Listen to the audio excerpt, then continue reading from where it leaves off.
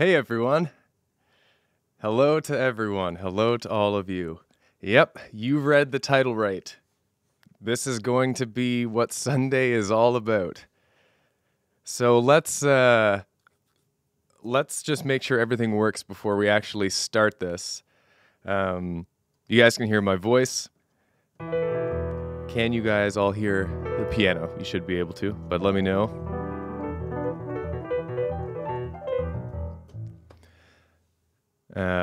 Cool. So, as you can see, got the piano, we got everything set up, and we've got my iPad over here, which will be the official timer. It's plugged in, so batteries aren't gonna be a problem. And I'm just gonna start doing this. So I'm gonna start Sweden and click the start button on my timer at the same time, so that it's all legit. I've got I think I'm all ready to go. All right, let's begin.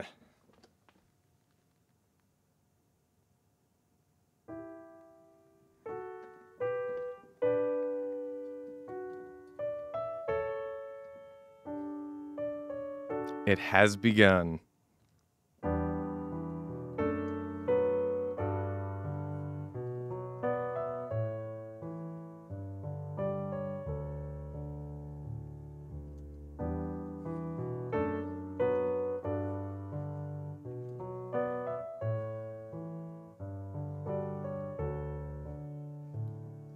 Yeah, it's gonna be tricky.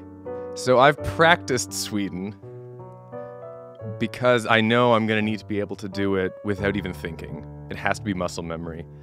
Because if I'm focused on this the whole time, it's just a mess. So let's try things out. Just right hand.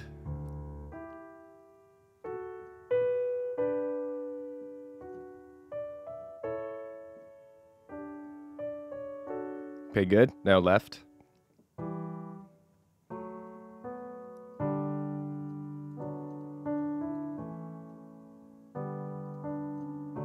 Probably too busy there. It has to be so simple. Well, I got 3 hours to figure out how to break this down and really simplify it.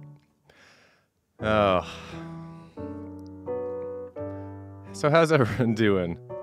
I'm just gonna be hanging out for a long time, so you got any weird conversations to go on? I'm all ears. I'm just gonna be watching this for 3 hours. To answer one of the questions from before, I do have water here, and I've got my Minecraft food, which is just most of a loaf of bread.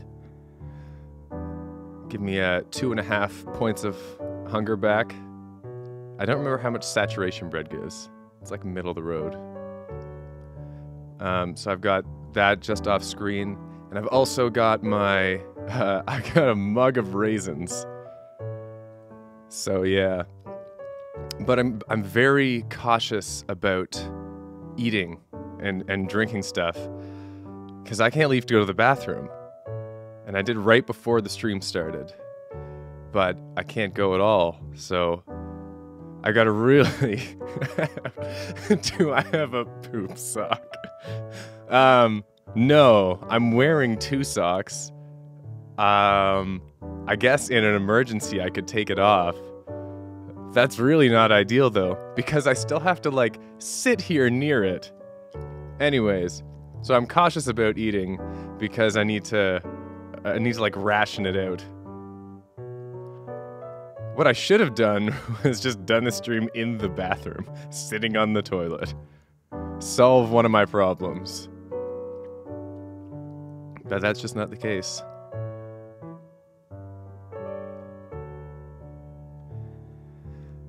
Well, Batcher, I am from Canada. My family is German, or my mom's side of the family is German, but I was born in Canada, and I've lived in Canada my whole life. Vadim asked, thoughts on the Minecraft the movie? Oh yeah, I heard that there's a Minecraft the movie. I have no idea about it. I don't know what's going on. I've like vaguely heard of it in the sense that I've heard of the Sonic the Hedgehog movie, but I'm not following along with that at all. No, sir.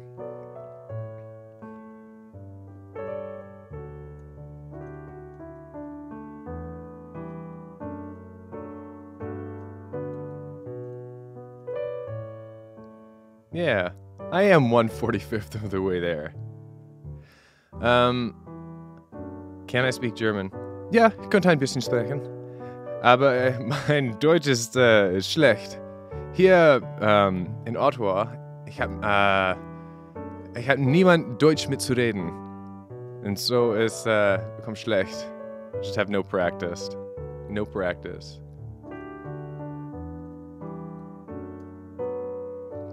How's my door from the other stream doing? Oh, it's good. It's a door.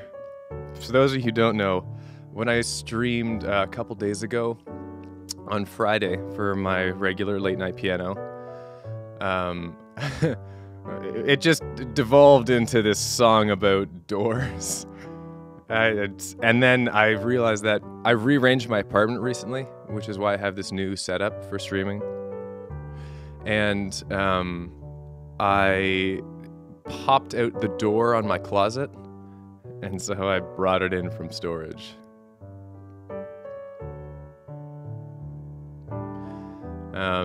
And now people won't stop leaving me alone about doors. I actually do have oatmeal crisp. It's in the kitchen where I cannot go.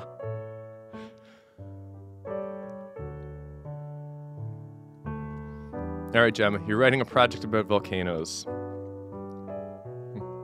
Ooh, my first wrong note of no doubt thousands. Volcanoes are big. They are scary.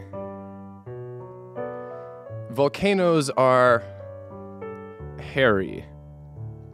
It's gonna be easier to multitask actually if I turn these things together.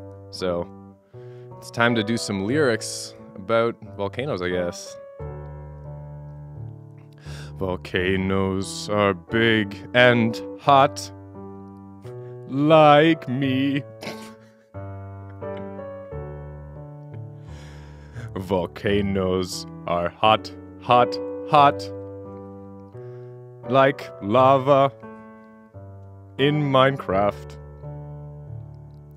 They're good for building barriers around your town or home in Minecraft to keep undead out, like zombies and skeletons. I actually did that in one of my Minecraft worlds. I just had like this big, I built a wall and then made a border of magma blocks, and it was great. There would just be just like zombies and skeletons, everything coming up. And yeah, essentially it was like a lava moat, but it was like soft, because lava just kills you. Magma just hurts you like half heart at the time. So I would just watch in satisfaction from my castle as all the undead and zombies and everything would just go and get stuck on the magma. Because I built crenellations to block spiders from climbing, so they would get caught too. Yeah, soft death. It was very satisfying.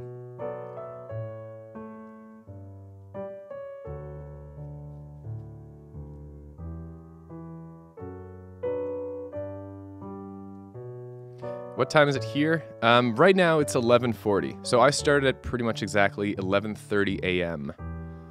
So this is my like Sunday midday opportunity. How do I say sorry? In English, sorry. You've mastered that one already. But in German, I guess Entschuldigung. But that's kind of like excuse me.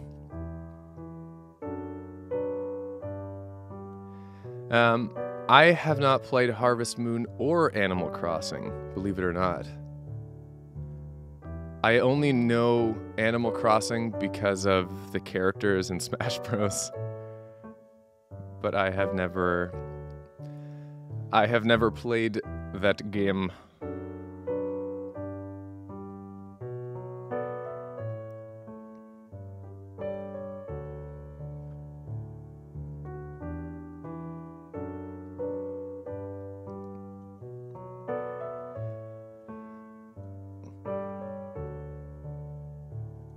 Cheers from Zambia. Sweet. What up, dude? Isn't the internet amazing? There were people all around the world hanging out.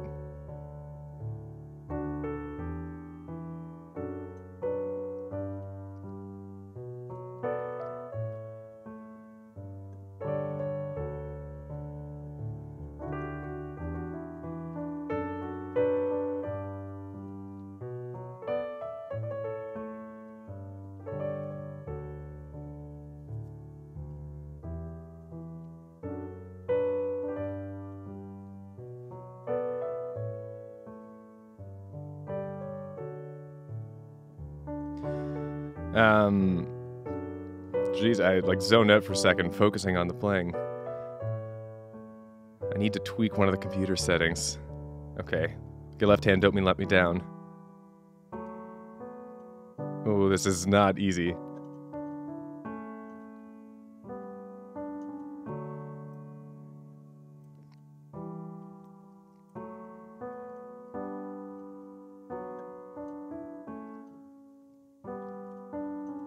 Oh, good job, buddy.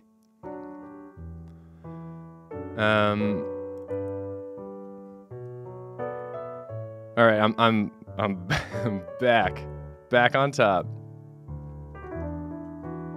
What's the longest I've played piano straight? It will be this. The late night piano streams normally go for an hour and a half. I mean, I guess I have little breaks while I'm doing those. But I'd say longest nonstop. I think I've probably gone like up to 2 hours. When I'm really in the zone, if I'm just feeling it. But that's not when I'm playing one song over and over again.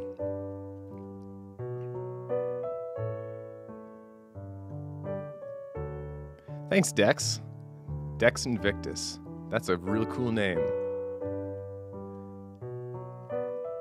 Have I enjoyed Vines? I have. I mean, they're like TikTok, but better.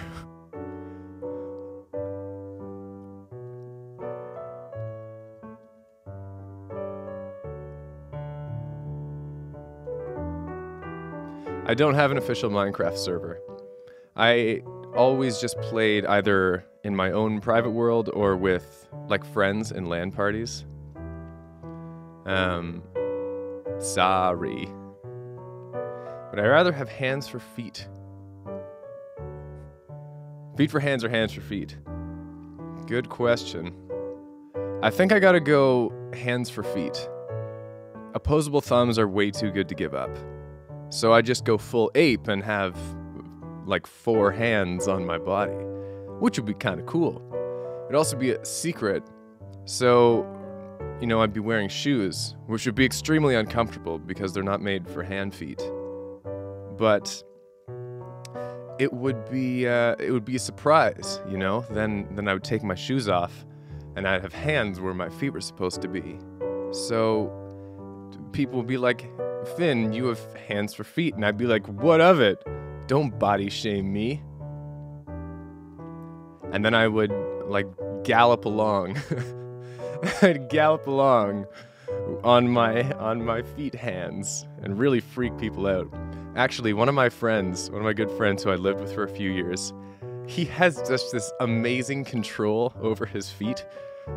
Like he could really creep and climb on them. He could grab stuff easily. And it was like he had hands for feet.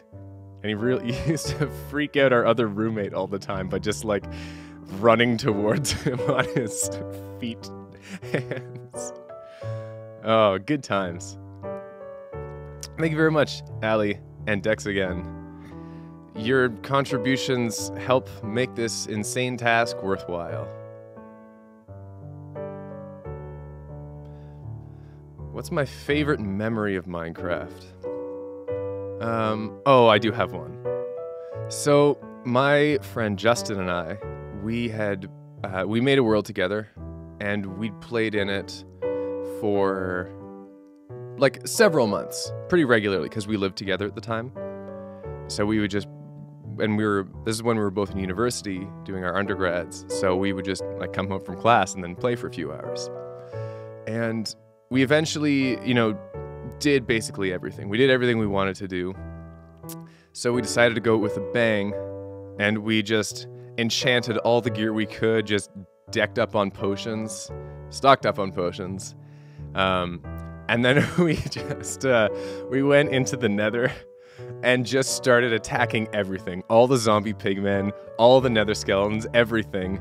And just like running through lava and stuff. And we set I had a huge castle, and he had this amazing swamp lodge.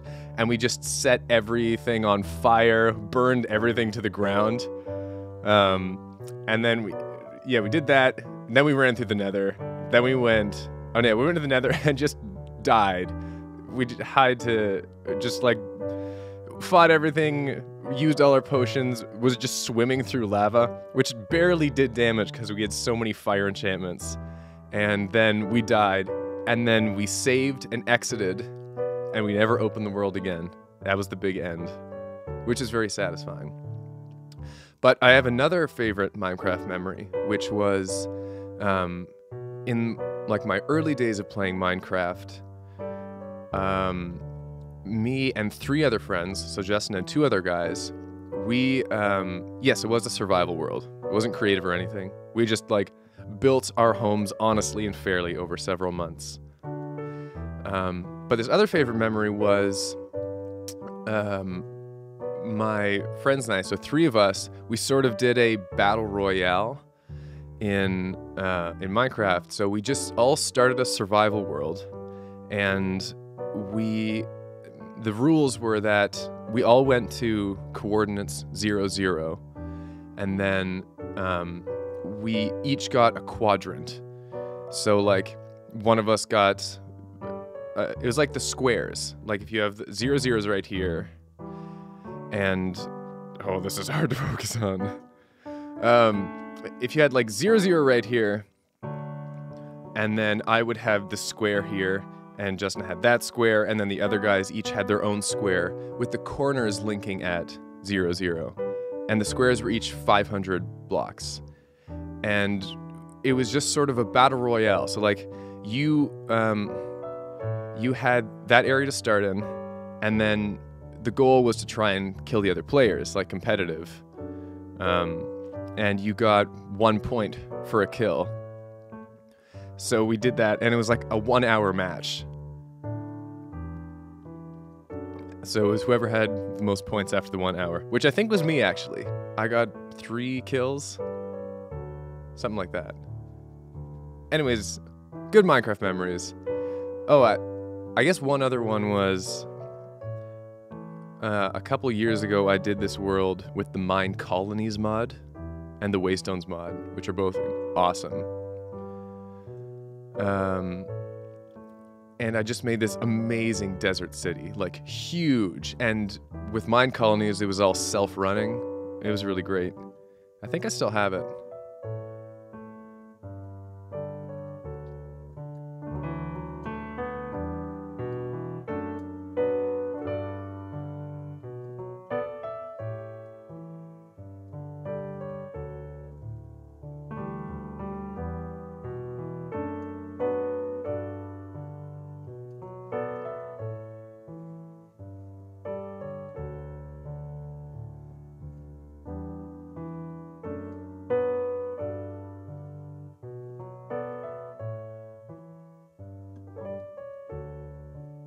Let's switch it up.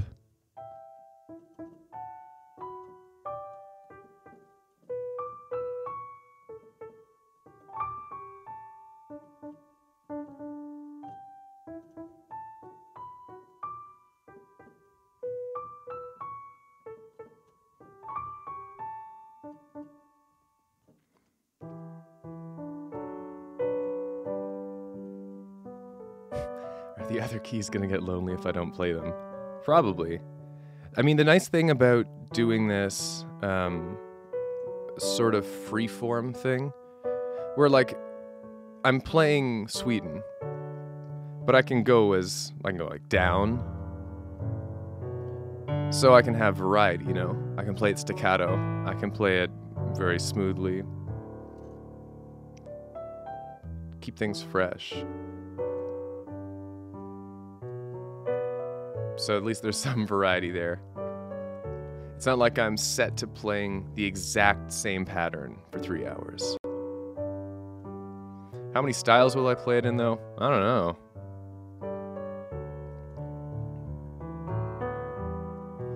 Also, key change, that's a good idea. But I haven't even thought about a key change. I guess I have to transpose on the fly, which I've done before, but I'm nervous about messing up, you know? Like if I do that in late night piano, it doesn't really matter. I can sort of play that off. But here, everyone knows the song. It'll be really obvious if I mess up, and I can't stop. Yeah, we'll see if I'm brave enough 1 hour in to try and key change.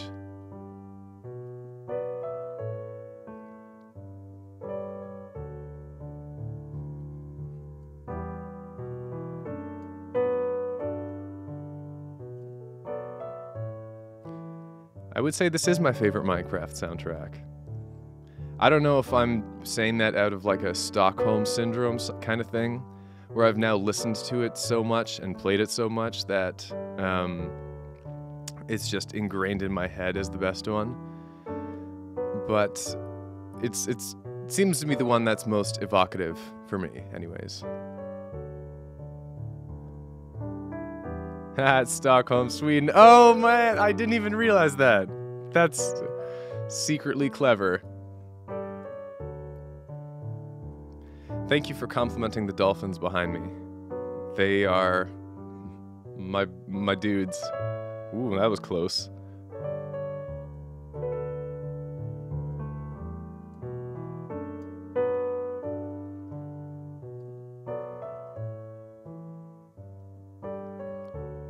Do I ever eat my pet dolphin? No. So there's a few problems with that, David. The first is no, because no. Why would I eat a dolphin? Actually, I would probably eat any animal. You put it in chowder or you cook it nice, I'd probably eat basically any animal. But the main problem here is that it's a blanket. It's fabric. I can't eat that. My body will not digest it. And it's a lot, too. Like, it's a thick blanket.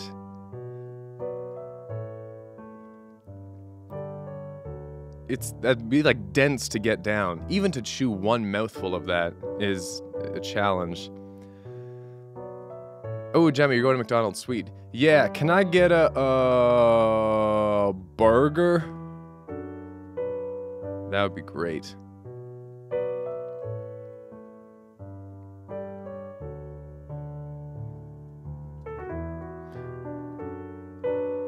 All right. Play the deep keys. You got it.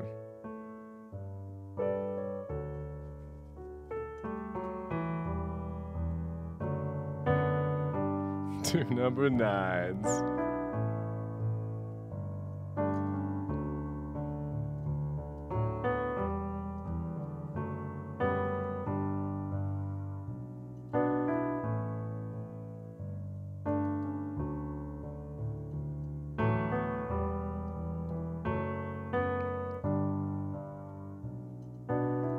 It's gonna be interesting to see if, you know, like right now I'm using both hands and doing flourishes and stuff. Like 2 hours in, it's just gonna be like this bare minimalist piece because I just don't want to do it anymore. But we'll see. How am I doing after 20 minutes? All right, 23 and a half minutes. Captain's log. Spirits are high as we round the first bend. The crew is keeping me going with good banter. And spirits are high. I have no fears, really, until we get past the 1 hour mark. Because that's normally how long late night piano streams go. So I'm really used to playing piano for an hour straight. At that point, we're gonna see what happens.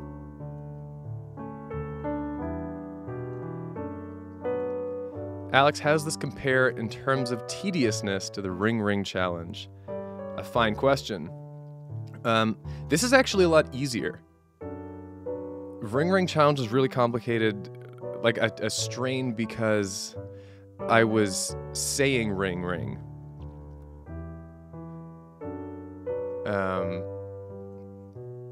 Like with this, I can say whatever I want, and the melody is also nice and calm. You know, this isn't like me going electric on the piano.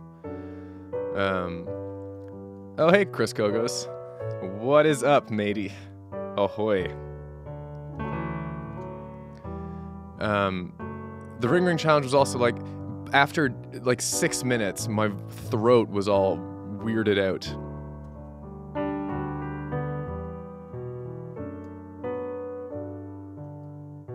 That's a good joke, Fupa Lord.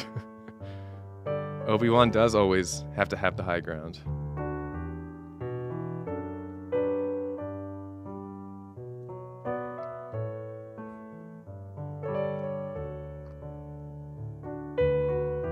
I am Canadian, Chris.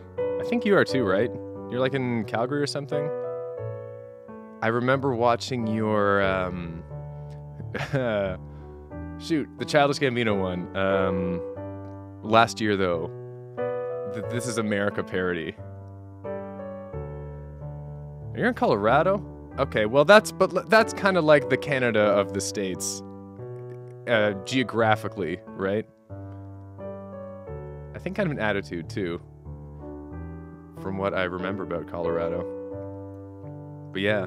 Anyways, I remember watching that video, and you're just like in this amazing mountain valley. Beautiful vistas. I remember, like, memes aside, I was like, this is a nice place. Colorado's Diet Canada. Yeah.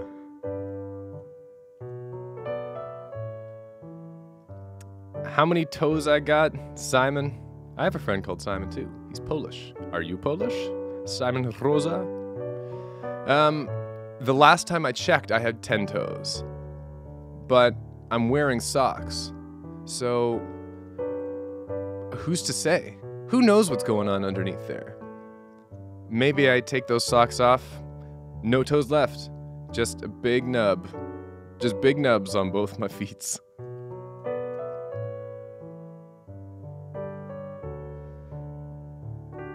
What's my favorite movie? It's gotta be the Lord of the Rings trilogy.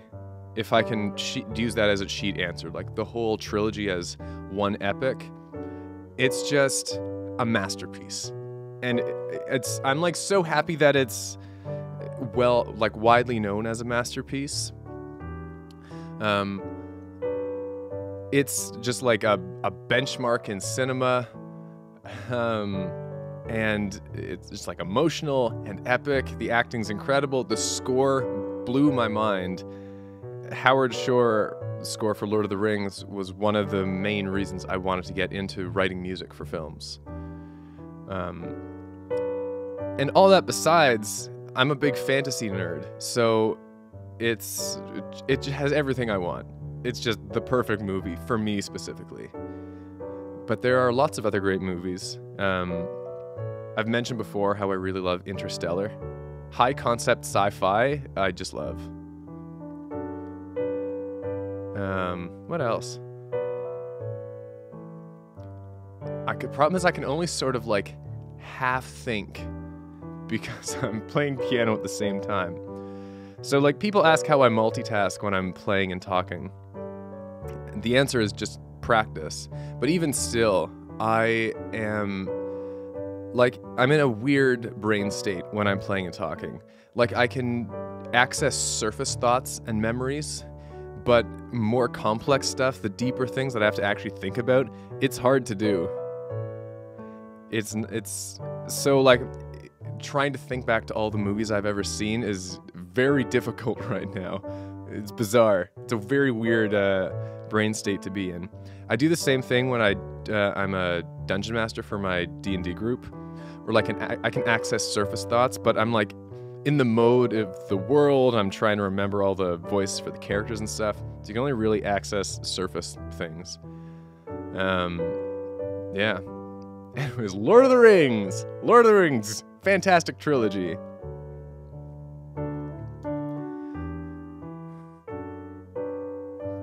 Do I think the rumors are true about Shrek 5 coming out this year? I don't know, man.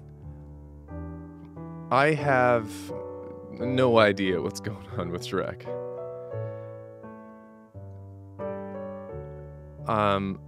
My favorite Shrek movie is the first one. I really like the second one too, but the first one, maybe it's nostalgia, but it's like a genuinely great movie. That it's made so many memes and still remains popular is part of a testament to that. But like, I recently just rewatched Shrek for kicks, just me on my own, just watching Shrek, and it's a great movie. It's got a lot going for it. I saw a question. Yeah, Marvel. I have grown to like Marvel more and more. Like, I didn't really pay attention to it when the Iron Man movies were first coming out, and I still haven't seen a lot of the Marvel movies. But with like Black Panther, Thor Ragnarok, Infinity War, and all that, I've really gotten into Marvel. I'm super amped for Endgame. I've already made plans with friends to go see it. It's gonna be a good time. Hoping that my boy Thanos comes out on top somehow. I know the odds are against him because he's the villain and he already won Infinity War. But I'm hoping that he like gets away, because he is one of my favorite Marvel characters, certainly.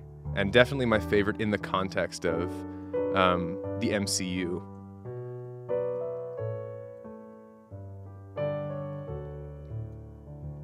I'm using, to answer your question, Chris, and 10,000 other people every day. So I'm playing on a Korg SP250, but the sound you're hearing is not actually that. It's plugged in by MIDI to my computer, and then it goes into Cubase, which is my DAW. And from there, I have a bunch of VSTs for piano sounds, but the main one I use is called True Keys. It's by VI Labs, and the one you're hearing right now is the German piano, which is my favorite one of the bunch. It's also got an Italian grand and an American grand, which are both great. But they are, just for me, they're pretty crisp.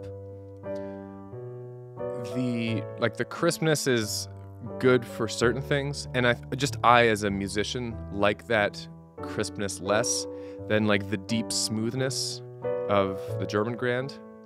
Yes, thank you. It is. I love this piano sound. I'm super happy with it. So I had two questions. One, should I get a wave cut? And should Thanos get a wave cut? And nope. Nope. Don't think so. Don't think your heads are shaped for it, unfortunately. Like, people talk about my haircut now, ever since I made the Avengers video, where I played the tritone basically whenever Hawkeye was on screen. And it's funny, that video has like 1,000 comments, and 300 of them are like, this dude's criticizing people's haircuts? Which I just laugh at, because I literally asked for it, you know? That's part of putting out videos on the internet. So to explain my hair, because I'm here for another 2.5 hours, so I'll talk about anything. My hair has looked mostly like this for a while, because I cut it myself. My dad taught me to cut my hair when I was like 13 or 14. The first few attempts were pretty barbaric, but you live and learn. So I've cut my own hair since then. I have not been to a barber in, like, since I was 9 or something. And this is just how it is. Like, I know I can cut it to look like this with no real disasters. I like the way it looks. Plus, I'm 6'3", so whenever I need to dust the ceilings, this haircut really just helps me do that.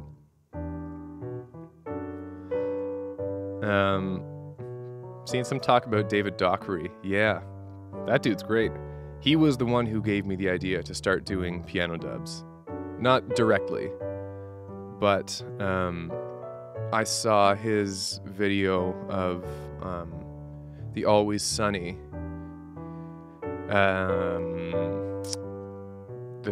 Where Charlie's going nuts. Pepe Sylvia. Literally, like, I saw it in early 2017, and then in late 2017, Steamed Hams was getting popular, and I was like, I could do what David did for Steamed Hams on piano. And that's basically it. That video launched my YouTube career, so I'm very thankful to David. How's the demonetization dick been screwing me lately? Good question. Actually not too bad, except on my Avengers video, which is, like, kind of fair. I mean, I basically just played the whole trailer with occasional bits of piano over it, so I get that. But it still sucks to be like, oh, I lost like several $100s from that being demonetized. Oh well, what are you gonna do? So I'm gonna post this whole stream as a video on my main channel once it's done. If it gets demonetized for having Sweden in it or something, I'm gonna be so mad. It doesn't seem impossible, but I would be mad.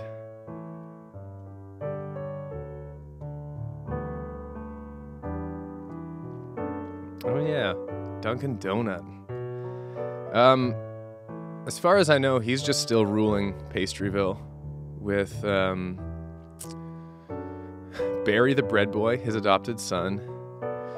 I forget who was the female villain that turned good at the end. I don't remember.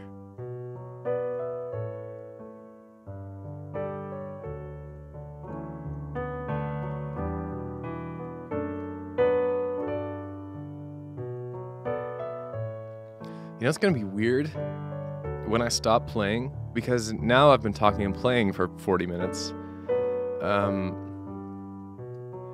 It's gonna be really weird to just hear silence. Oh yeah, Eclair. It's gonna be weird to hear silence. Weird to hear silence, good grief. Because this Sweden on piano is now just what silence means to me. So this is the first step in my mental state deteriorating. Like, I don't know what silence is like, because the background noise of, like, slight air and, like, the house heating and stuff has been replaced by Sweden. That's what silence is to me now. So when I stop playing, it's gonna be, like, ultra silence. Creepy. Yeah, I noticed recently Steamed Hams is only several thousand views away from 1 million. I'm excited for that. I've never had a video get to 1 million views, even close. Like, Steamed Hams is still in the lead by like 500,000, so I'm excited to be able to say I have a video that has 1 million views. Which I know is like, it's not the reason I make videos on YouTube, but it's like to measure quantitatively success. But it's gonna be neat to be able to say that.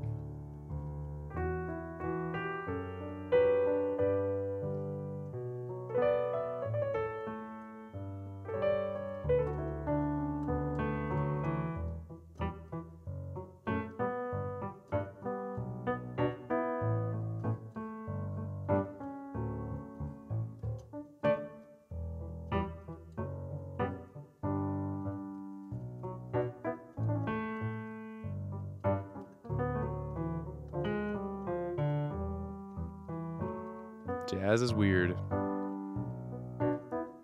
It's the only excuse I have to to play notes that are not in E minor.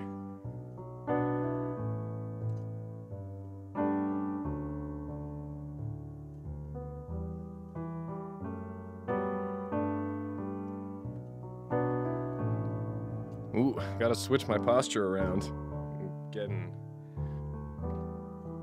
creaky here.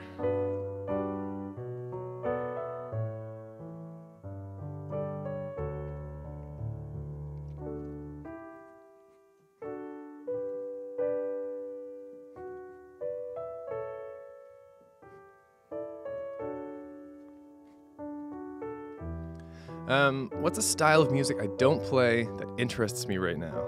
That's a super question, Ian. I would have to say metal.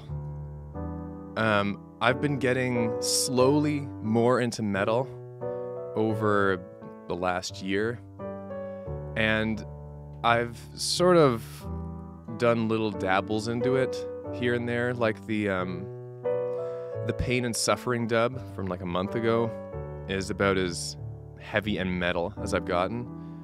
But I've never really done like true good metal. I need to get a double kick and then I can just start playing around with it.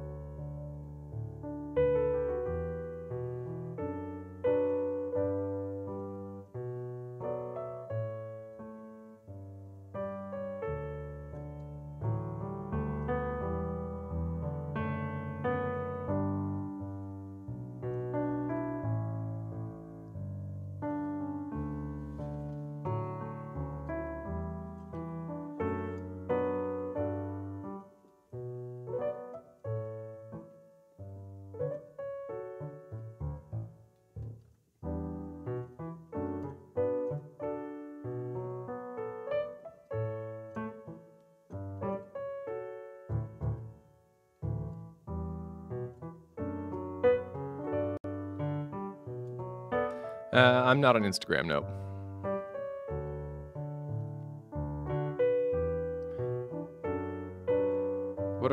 Also, what do you think about the piano, the vocodes of the piano dubs? They're neat. I mean, like, some people have messaged me being like, especially with the hot food vocode that was on PewDiePie's meme review, and they're like, how do you feel that the vocoded version has like 1.5 million views and yours only has 100,000 or something? I'm like, well, whatever, you know? I didn't make the vocoded version. Plus, whoever made it, Huma, links the piano dub in the description, so I'm not mad. Just be happy for everyone's success. And this is like the worst podcast ever. A weekly podcast of just like me playing one song for 3 hours. No, that'd be awful.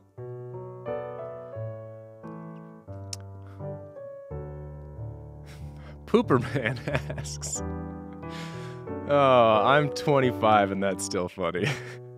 Pooperman asks, why aren't you famous? That's a good question, my pooper. I think because I do weird niche things and I'm not a hot girl. So, two things going against me. I have a lack of rack to show off to the internet, so, you know, my thumbnails are all going to be garbage compared to that. I can't compete with that.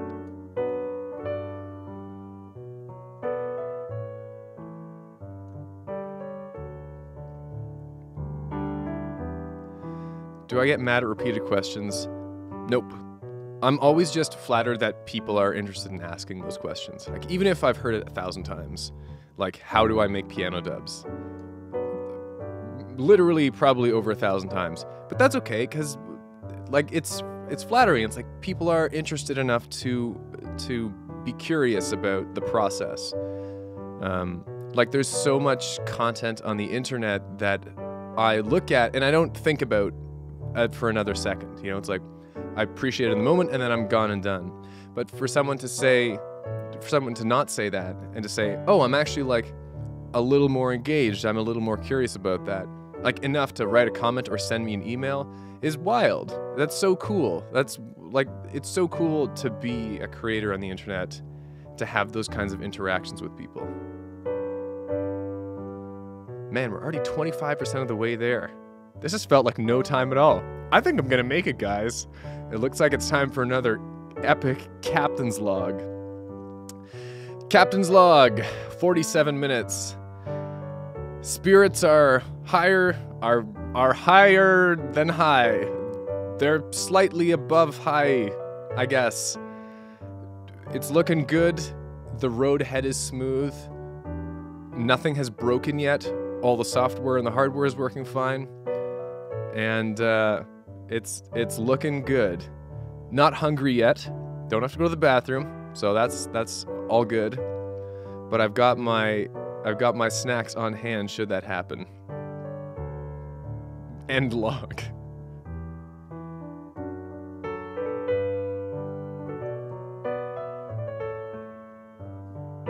Yeah, the road ahead is Sweden.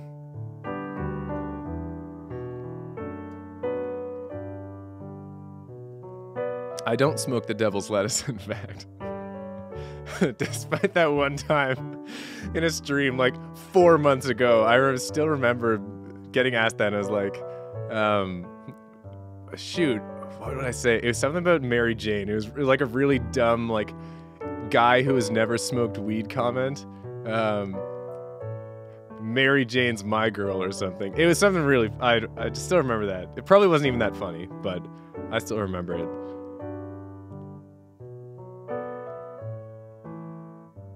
All right, Bab. For you, this next time's gonna be really slow.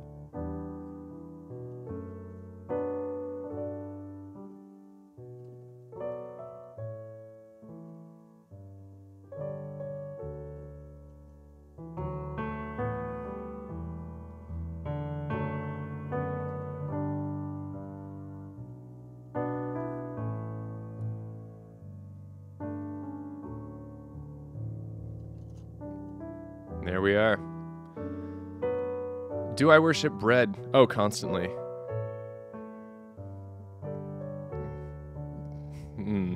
I don't really know where to go with that. So I'm just gonna leave that as it is.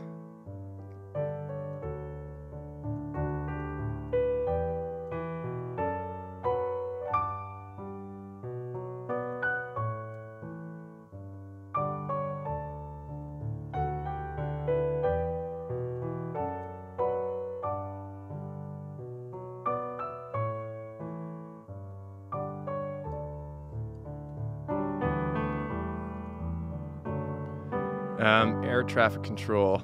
That's a good question. I think it's because as you get more familiar with piano, you have to worry about less.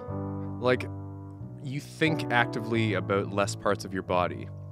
Like, I can talk and play at the same time because I've played for so long that I don't really need to think about my hands. They just, by muscle memory, know what they're gonna do. So I think that same logic sort of goes to the other parts of your body. Like, as soon as you don't need to look at the keys, then it doesn't really matter what your head is doing, you know? It can be looking this way, it can be lolling down, feeling the groove. It can be getting a stank face on.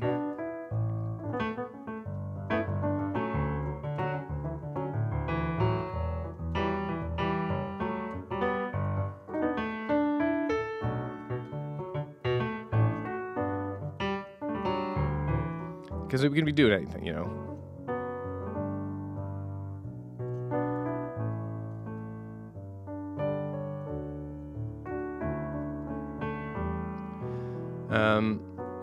Kev's music and stuff. I remember you, Kev. Opinion on other music YouTubers.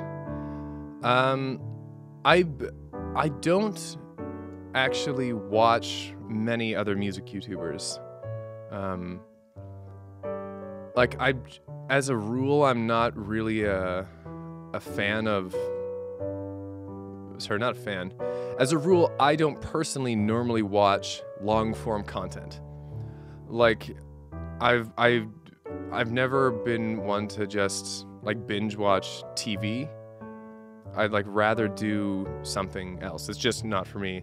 And long-form content on YouTube is just the new TV. The one exception I've made recently is for Sugar Pine 7. I recently discovered them. And even like that, I'm so not normally into, like, anything like a reality show. But I'm just, like, so into Sugar Pine 7. I just love the humor and the cinematography and the drama they put in. But as far as music YouTubers, no, I don't really watch anyone else that does long form stuff. Like, I really like Daniel Thrasher, Yasudo, Chris Kogos, like everyone that does these little gems. That's the kind of stuff I like to watch, which is why it's the kind of stuff that I make. Except when I'm doing full songs and such. K-Mac. K-Mac. Love his accent. Oh yeah, Seth Everman too, I like. And Bill Wirtz. Favorite TV show right now? Game of Thrones. Season 8, baby. I'm looking forward to that. Again, like, a rare exception for me in watching long-form content.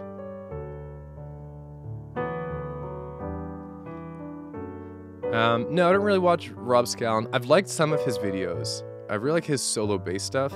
Like, I did that dub of his once. But again, like him, like Andrew Wong, Rumi, Boy in a Band.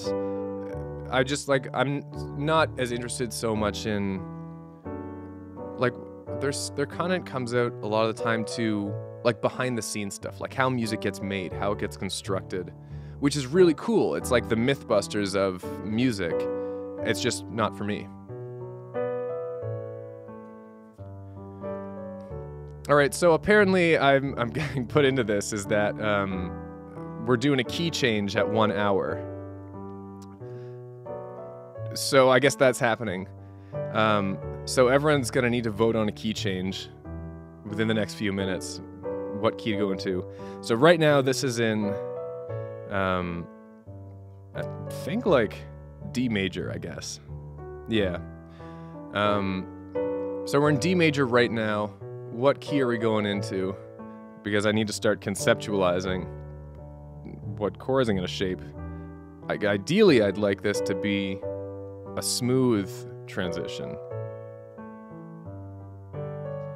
So we're in D major right now. We're going to go into another major scale. In my perfect world, I just transition and I get all the chords right and it's all smooth.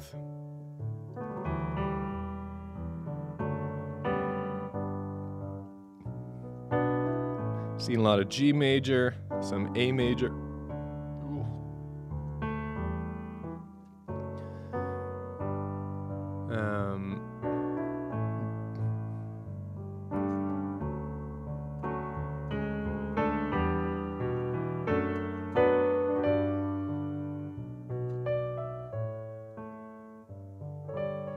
I'm seeing some A flat major too.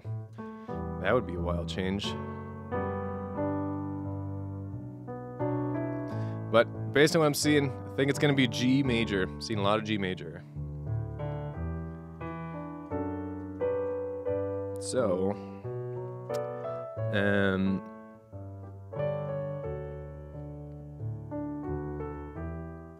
that'll be A minor to C major, E minor, D, C, down to G. Right.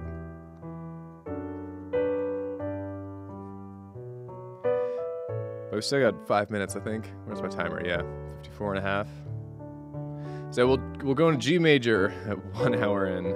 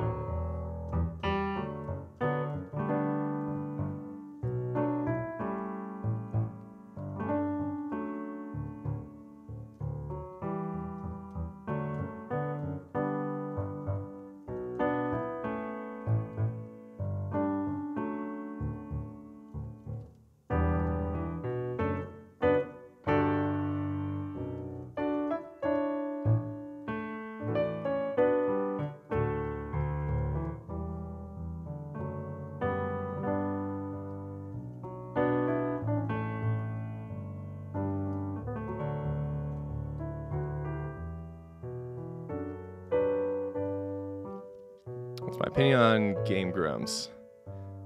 I like Game Grumps. I did a dub of them once. Same thing though is like, I never really want to like sit around for 20 minutes and watch a whole Let's Play. But I always I really loved their ads. Like all their Crunchyroll ads, all the like little short form content, I was super into. So it's kind of a shame that they stopped doing that. 10-minute Power Hour are like a little more interesting for me, but still it's just like, I don't really want to just watch that for 10 or 15 minutes or something. Also, I agree with Kristen. Not an avocado fan here.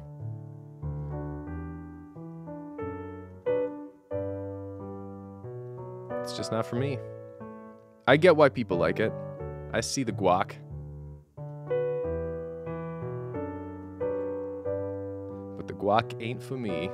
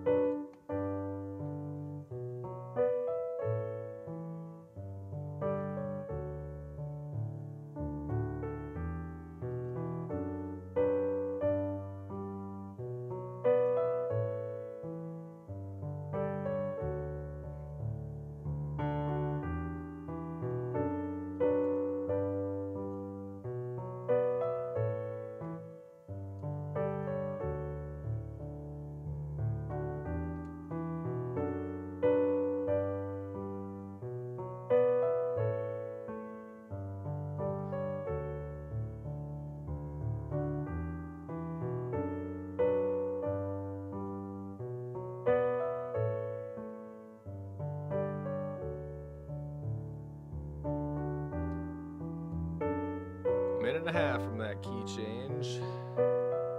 Woo!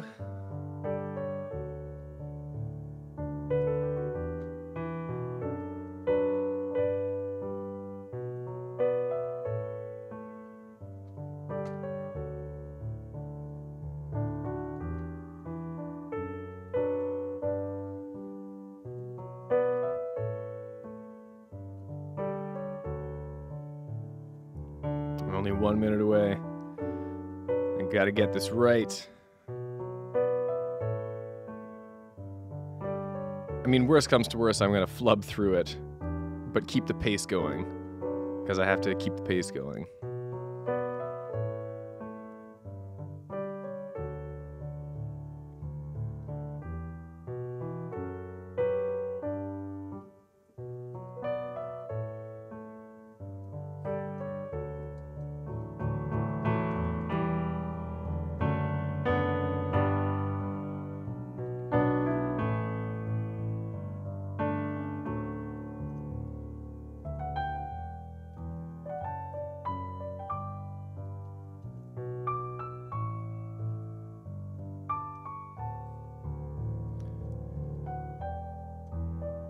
This is the last rotation.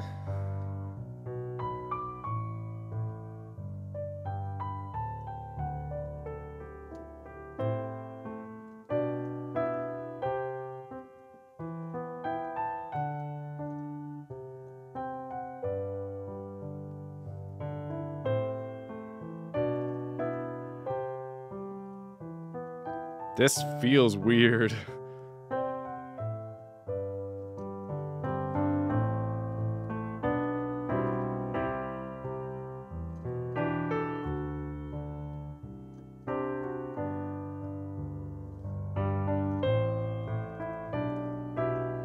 It is way happier. That's...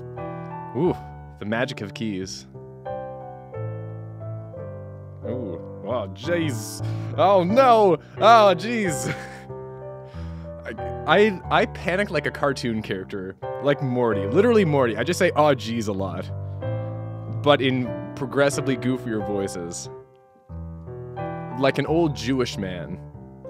Oh jeez! Oh jeez! Oh jeez!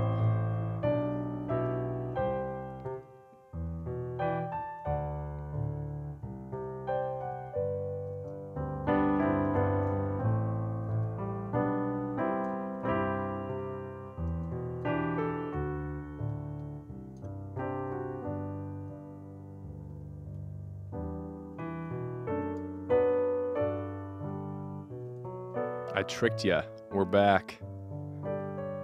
Back to the insanity of D major. That's like a breath of fresh air. A breath of fresh air. It feels I like the key change, but to be true to the challenge, I think I need to do it in the original key. For at least nearly all of it.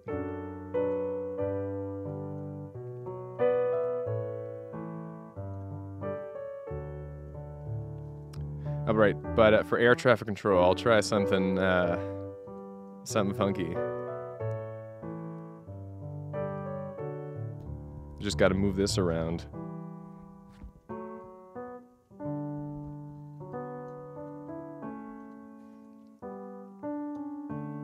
Okay.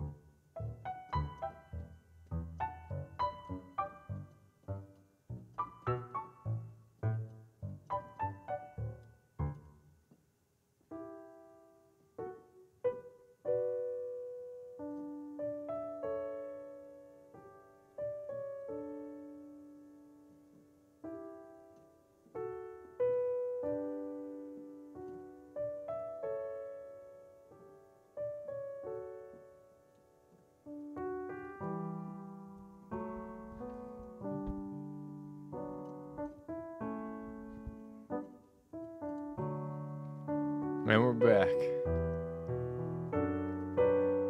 Oh. 1 hour in. Still doing good. Still doing all right.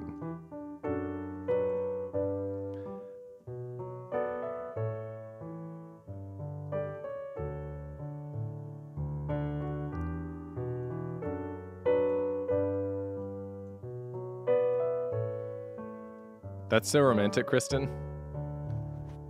I wish I had found love like that.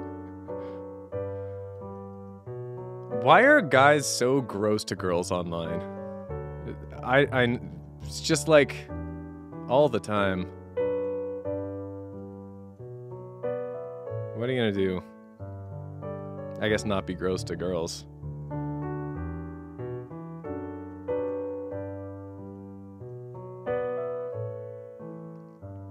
It's also amazing, like, the guys who has the balls to do that, you know? Who's just, like, ready to come out and say that to someone they just met? What kind of cocky bravado do you need to have to push you through that and say, this is a good idea?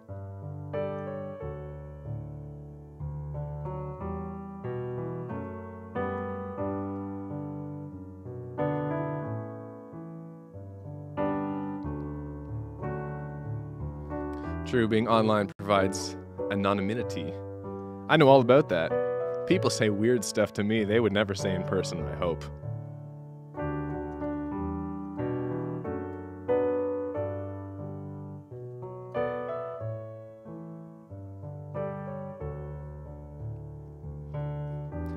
Sure, Suicine. Why not?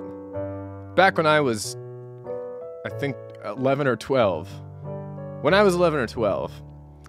And I was heavy into Puzzle Pirates. Let me tell you, some good memories there. That's a good story. 11 and a half, or 12-year-old me, or however I was, I had a girlfriend in the same crew as me. What was her name? Saley. Oh man, I can't believe I remember that. Yeah, we were pretty great. We got a mansion together in Puzzle Pirates. Yeah. Good times. Puzzle Pirates, by the way, is an MMO all about puzzles and you're pirates. It's, you know, you can guess based on the name, and you've pretty much got it right.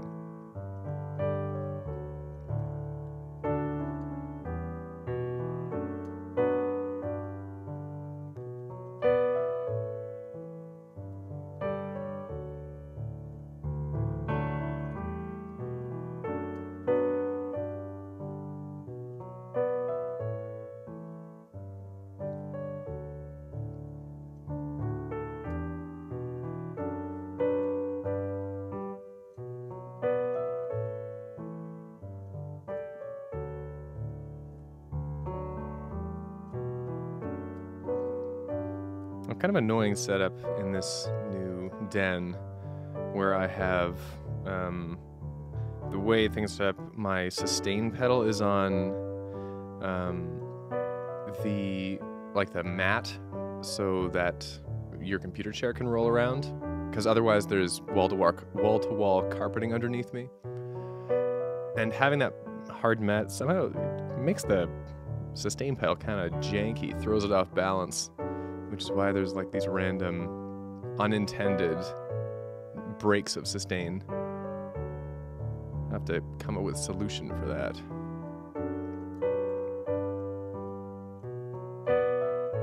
I have a name for the new den. Not really. I've never named specific... Oh, actually, that's a lie. I have named specific parts of my apartment before. My closet that has like never been on camera, but has a huge, one of the huge blankets on the wall there is a big howling wolf. So that's the wolf's den in there. In general, whatever apartment I've been in, I've just called the Fin space, because it's very accurate. Yep. Can't sustain the sustain. Yeah.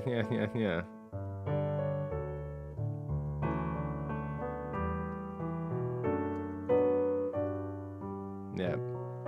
Go to Iceland, Gemma, and you and Kristen become nuns. Join the convent.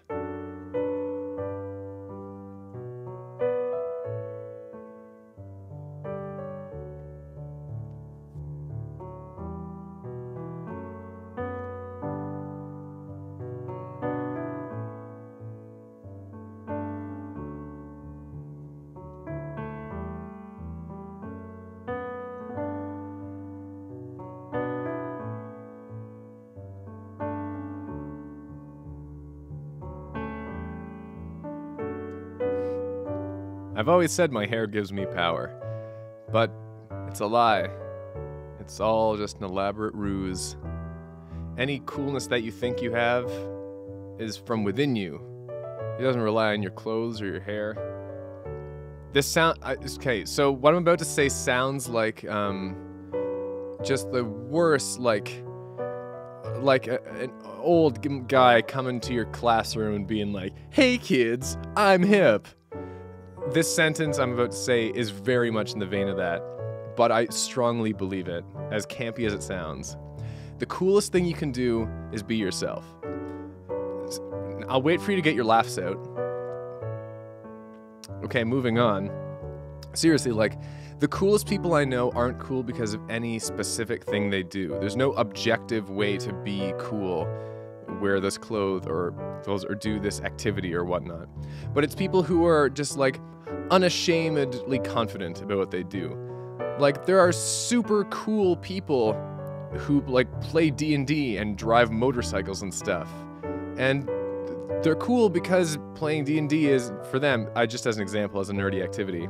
It's not like a thing to be like, oh, guilty pleasure, or I don't really mention it. It's just like, nah, man, I'm totally into that. To be totally just upfront about what interests you and to be unashamed about it, that's super cool. Passion is very cool.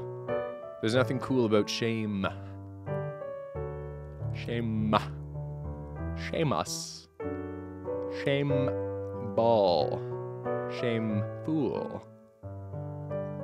Shamaloo. Shamalama ding dong. Shyamalan. M. Night Shyamalan. Shyamalan. Captain's log. 1 hour, 11 minutes in. Shyamalan. End captain's log.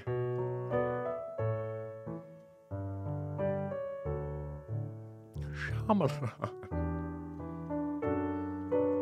Oh. I cannot believe we are nearly 40% of the way there. That's wild to me.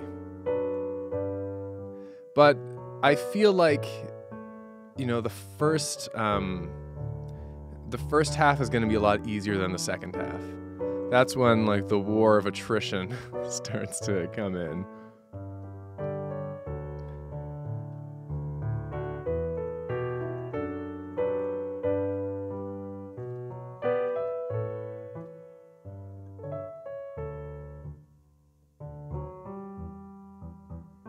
I don't blink. I can't blink. I don't have eyelids.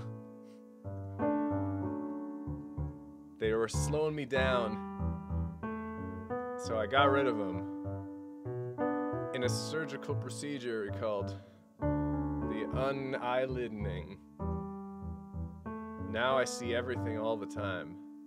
I am the arbiter of wrong and right. I am the meter of justice in the universe. I see all crimes and all good deeds, because I have no eyelids. Yeah.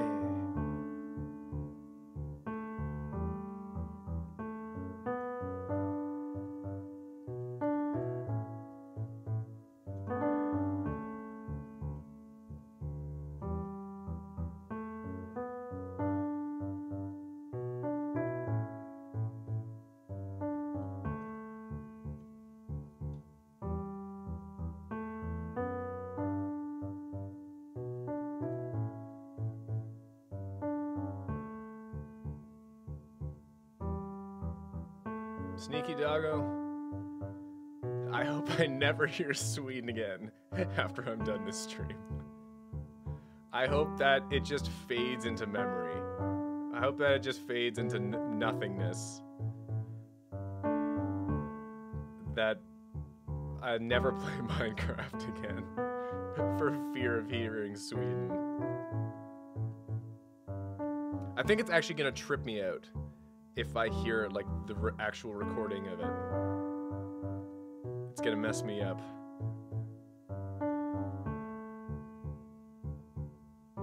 Thanks, Pokemon. Zeph. I'm leaning way back and can barely see the screen. That's very kind of you. Thank you.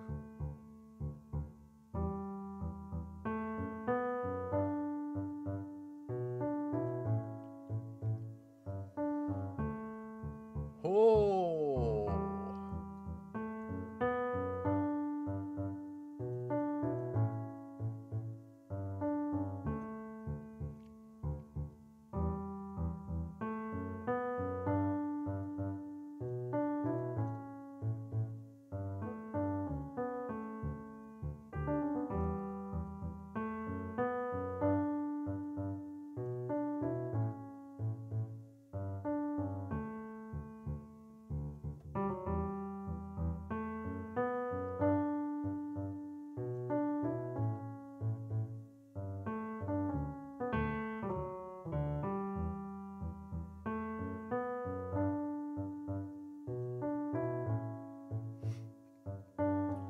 Yeah, someone make one of those fake news articles, like the ones that have been going around J.K. Rowling, and the headline's just, Finn reveals you, the listener, were Sweden all along. Oh.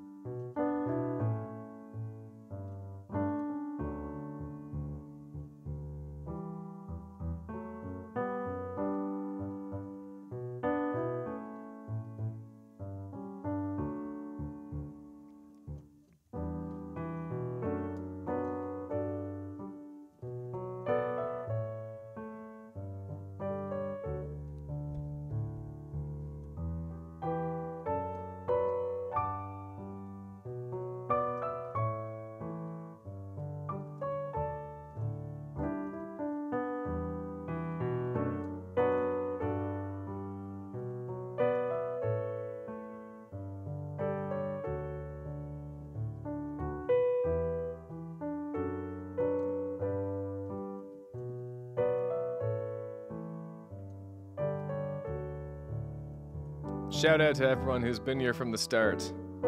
You've made it almost halfway through. That's incredible.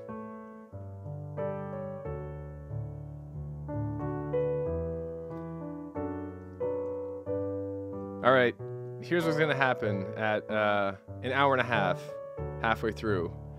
As I mentioned at the start, I got my snacks. And an hour and a half in, I'm gonna eat some bread. Oh man, that sounds not challenging at all, but it's gonna be.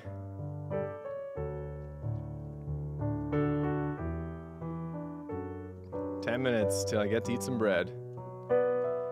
I'm not even that hungry. I just want something to do. I brain hurty. Yeah. You guys have got to prep the Minecraft eating sound for when I eat bread. You've got 10 minutes to prep it.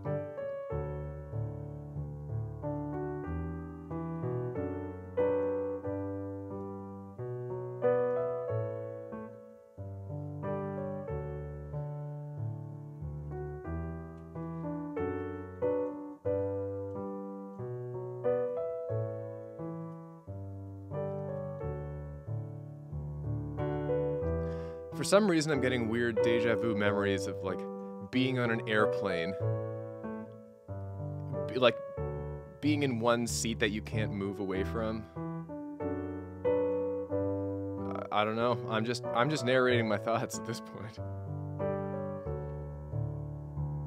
But you know what's gonna be fun to do? But I'm gonna save it because I don't want to get interrupted in the middle of eating bread. Is once I'm done eating bread, then I'm gonna talk through my entire Dungeons and Dragons campaign that I've been DMing. Yeah. And if any of my players are watching, I won't do spoilers.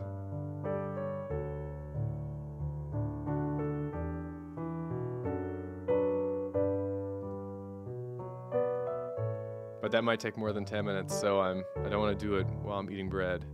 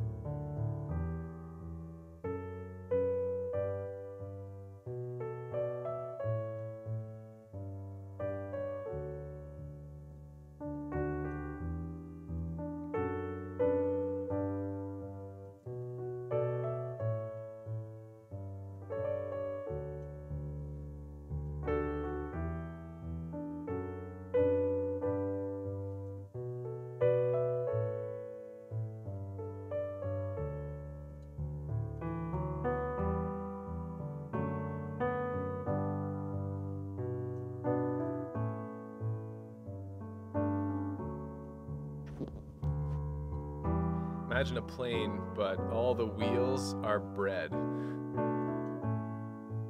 Think about that. Think about that.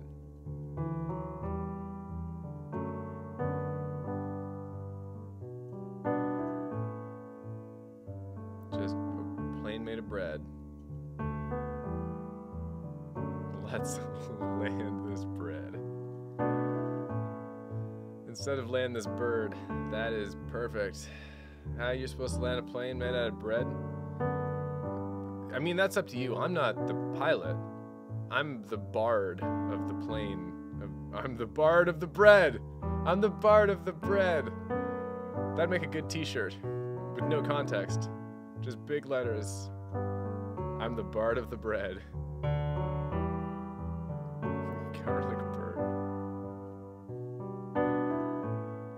American Airlines is the whole wheat of airlines. I can't tell if that's a burn or a compliment. Or it's just like a beige gray statement.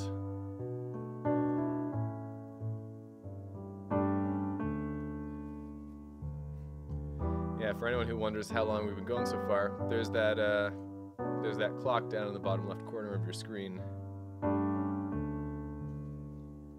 There's a clock there. I said that already. Good, good. We're all on board. Favorite D&D monster? It's either a flump or a lion wheel. They're both just accidents.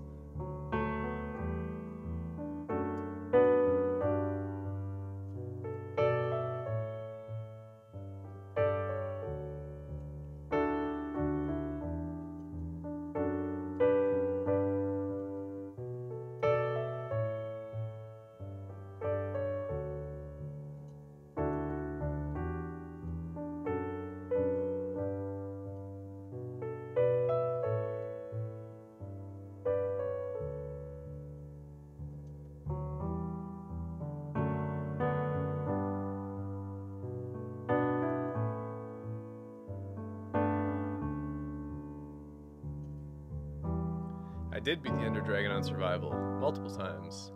The secret was going into the end with just stacks of dirt and stuff and like a pickaxe, building towers up to the bits, I forget what they're called, that fuel the dragon, and then you just break them and die. But you go in with no gear, just the dirt and like a stone pickaxe, and you do that with all the towers, and then you go in all geared up and you just wreck his house. Ender crystals, yeah. That's the trick. It's like a slog. You gotta like set aside 2 hours to do it right, or an hour. But it's very satisfying once you get it done.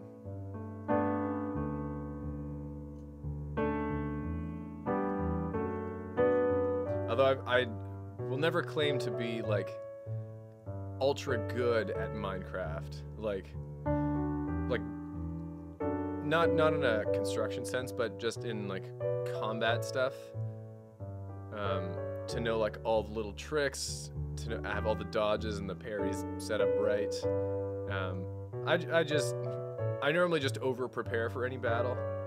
Like the first time I killed the Wither, I was just so stacked up, and I had a couple friends with me, and we just wrecked its house. Just summoned it in a big open field and just smacked it down. It's a good time. But all in survival, all honestly, just with a lot of prep.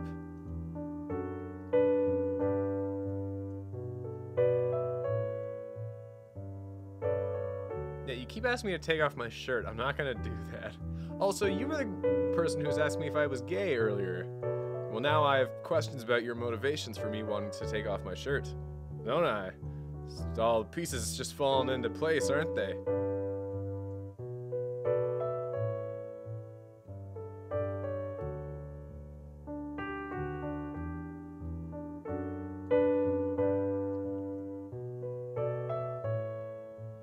Oh man, 3.5 minutes till I get to eat some bread. That's gonna be fun.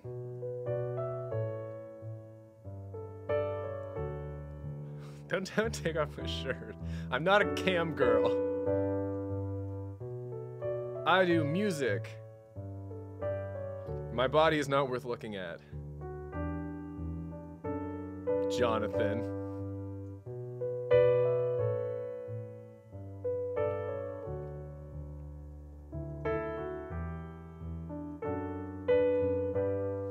Put another shirt on. Now we're talking, Dom. Thank you.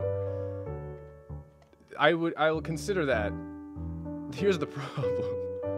I don't have any shirts within reach, which is gonna be a big problem.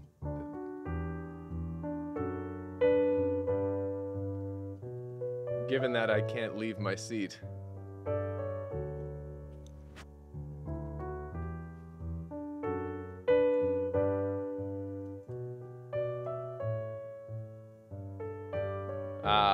Thank you, Cake Bombs, Bard of the Bread.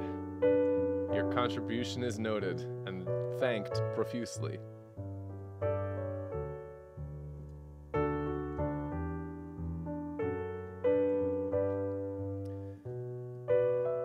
Grad asks where my windows are. Good question. So I'm facing one. My apartment is, I've recently rearranged it, and it's in the most bizarre setup I've ever had it. So like I'm facing a window. I've created, like the walls behind me aren't actually walls. It's just hanging fabrics. And there are bookcases on the other side of them that form the walls of another room I've made. To explain this better, my apartment is basically one big room. Like there's barely any walls. So I make walls by hanging fabrics down.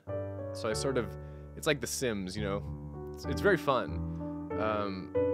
And the setup it's in right now is a little weird. And right now, the windows are in front of me, several feet away. So I don't have any lights on right now except for the string lights.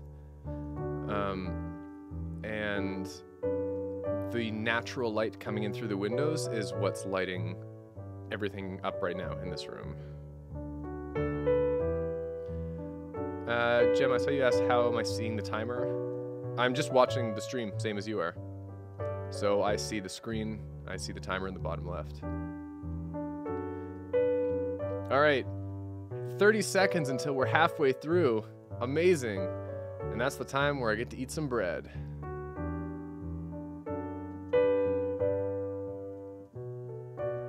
We're going to attempt it anyways.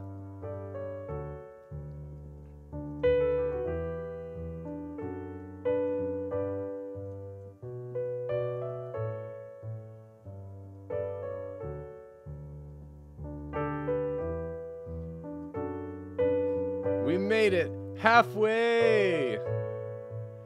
Okay. Take it, right hand.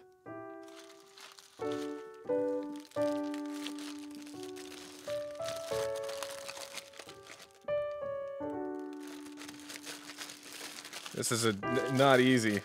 That was almost an unacceptable length of break.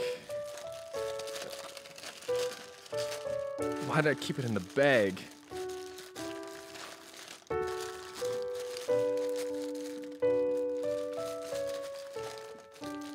Oh god, it's so stuck in there. Oh no. I will willingly destroy this bag to get my bread. There's so much crackling. We're so close.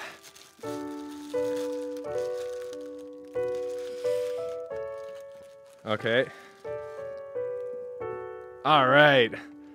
Literally just like a chunk of bread. Good times.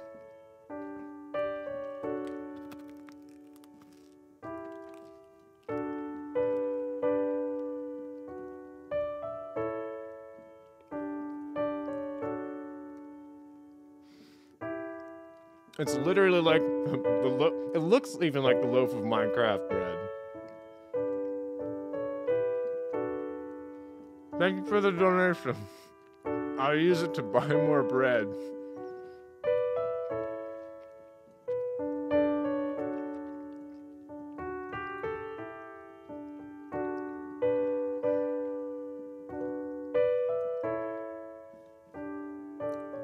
I think I'm going crazy because the piano is sounding out of tune now.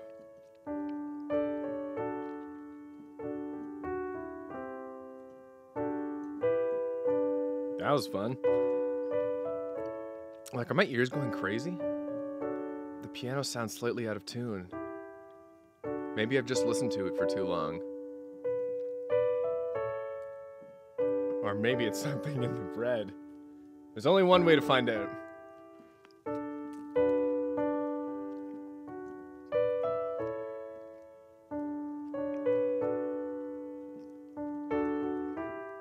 It doesn't make sense how a MIDI would sound out of tune, but you guys have to keep in mind, I'm not listening to what you're listening to. So, you guys are hearing the sound of my piano VST in Cubase, but I'm not listening to Cubase.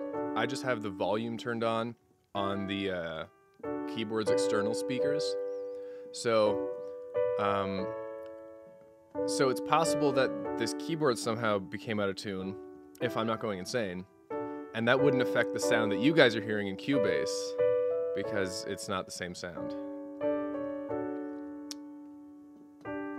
But I am really enjoying this bread.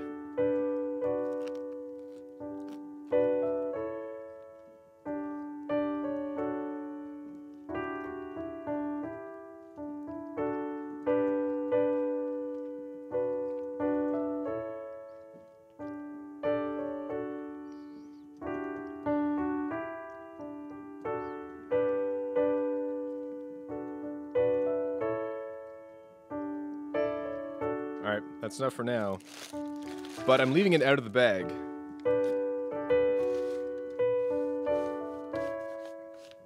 So I can quickly access it.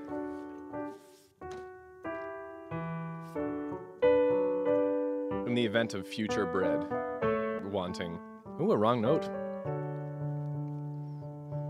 blame the bread.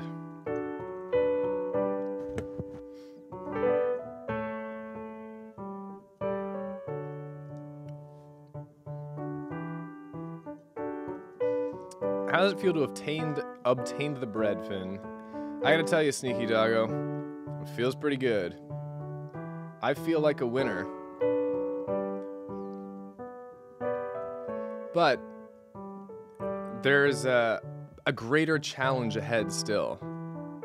Because at some point, I'm gonna be wanting to eat the raisins that I also have here. Because I have raisins here. And those are going to be trickier. So I've put a bunch of raisins in a mug, and I have a spoon in the mug. So I'm going to need to spoon feed myself raisins. Raisin the stakes. In order to get any raisins at all. But it's not time for raisin hype yet, no. Hashtag no. Maybe at 2 hours in. I'm just letting the flavor of the bread really soak in, percolate, if you will.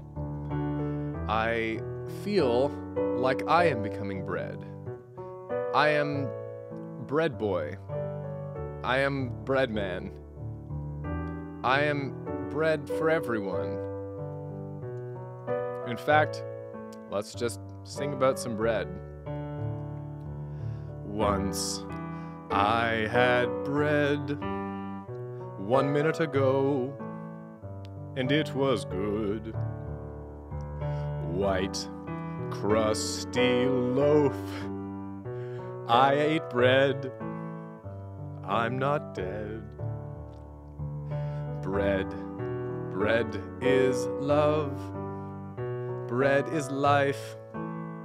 Bread's my wife. I take her to my bed. Bread in bed.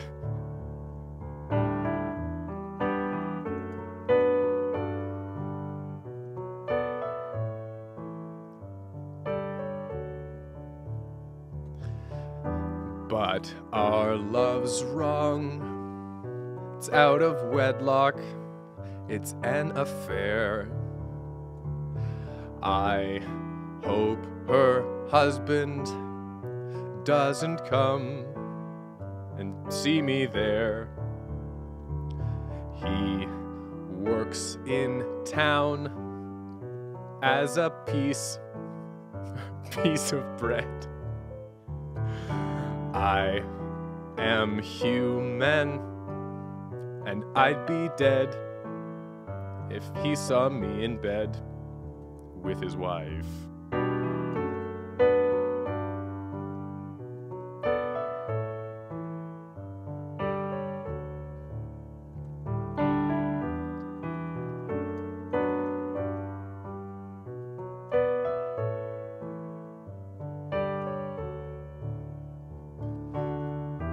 Yes, bread is a species and a career.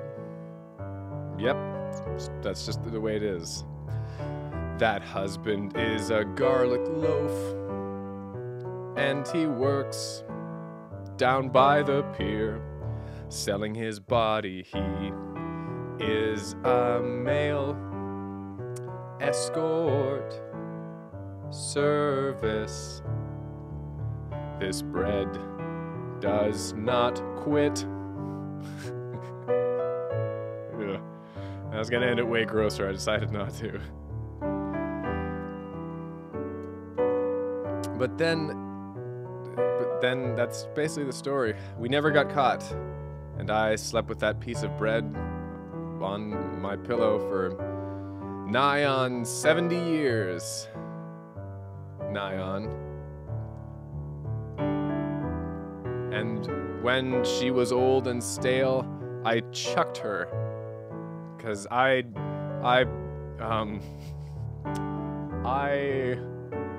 need a good rhyme for this. I can't think of a rhyme. I can't think of like a good bread rhyme for My bread affair. The bread wedding. There we go. I don't know.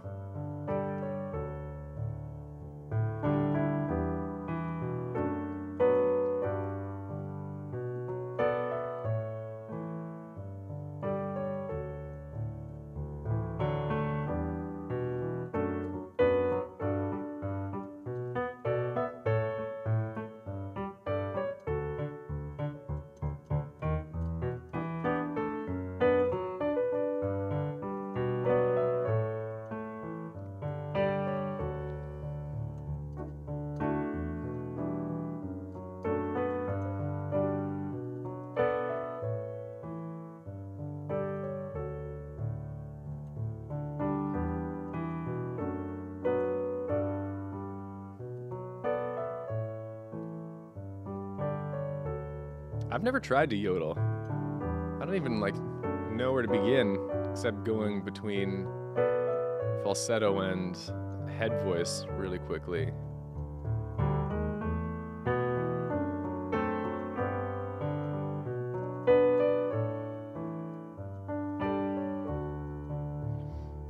I feel like it would just end up coming as a Tarzan yell.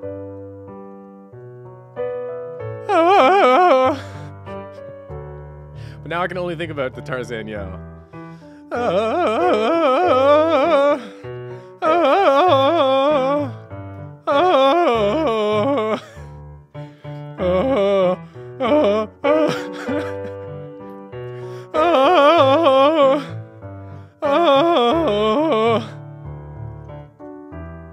There you go. Use that as your ringtone, you cretins. You animals.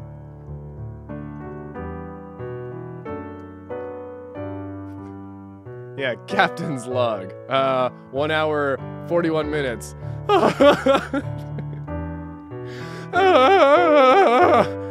Captain's log over.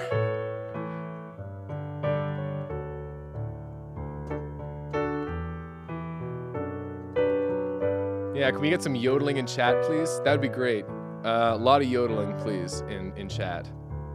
I would really appreciate it.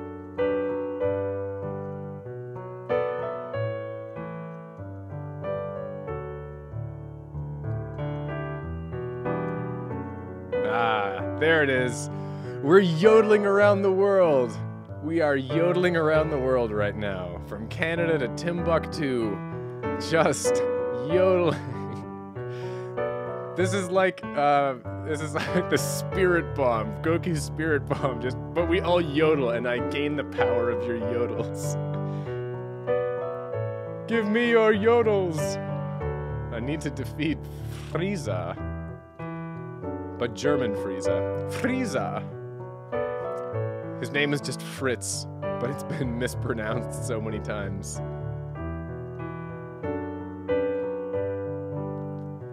Yeah, the captain's logs are a definite sign of my mental deterioration.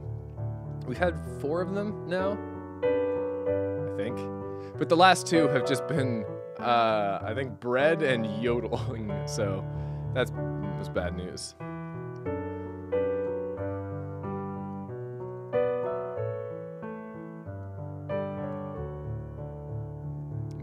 Yodeling for 3 hours straight. I would do it if it were 8 months ago and I could get Yodel Kid in on the stream. I'd do it for the views then, but not now.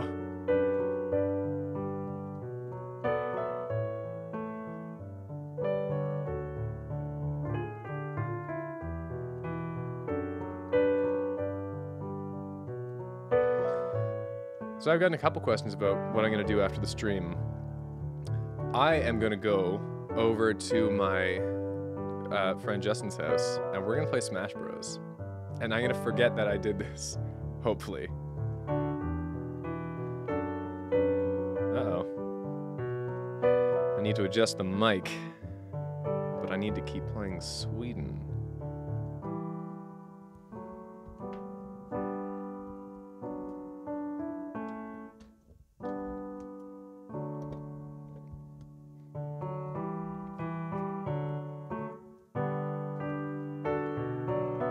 There we go, I think.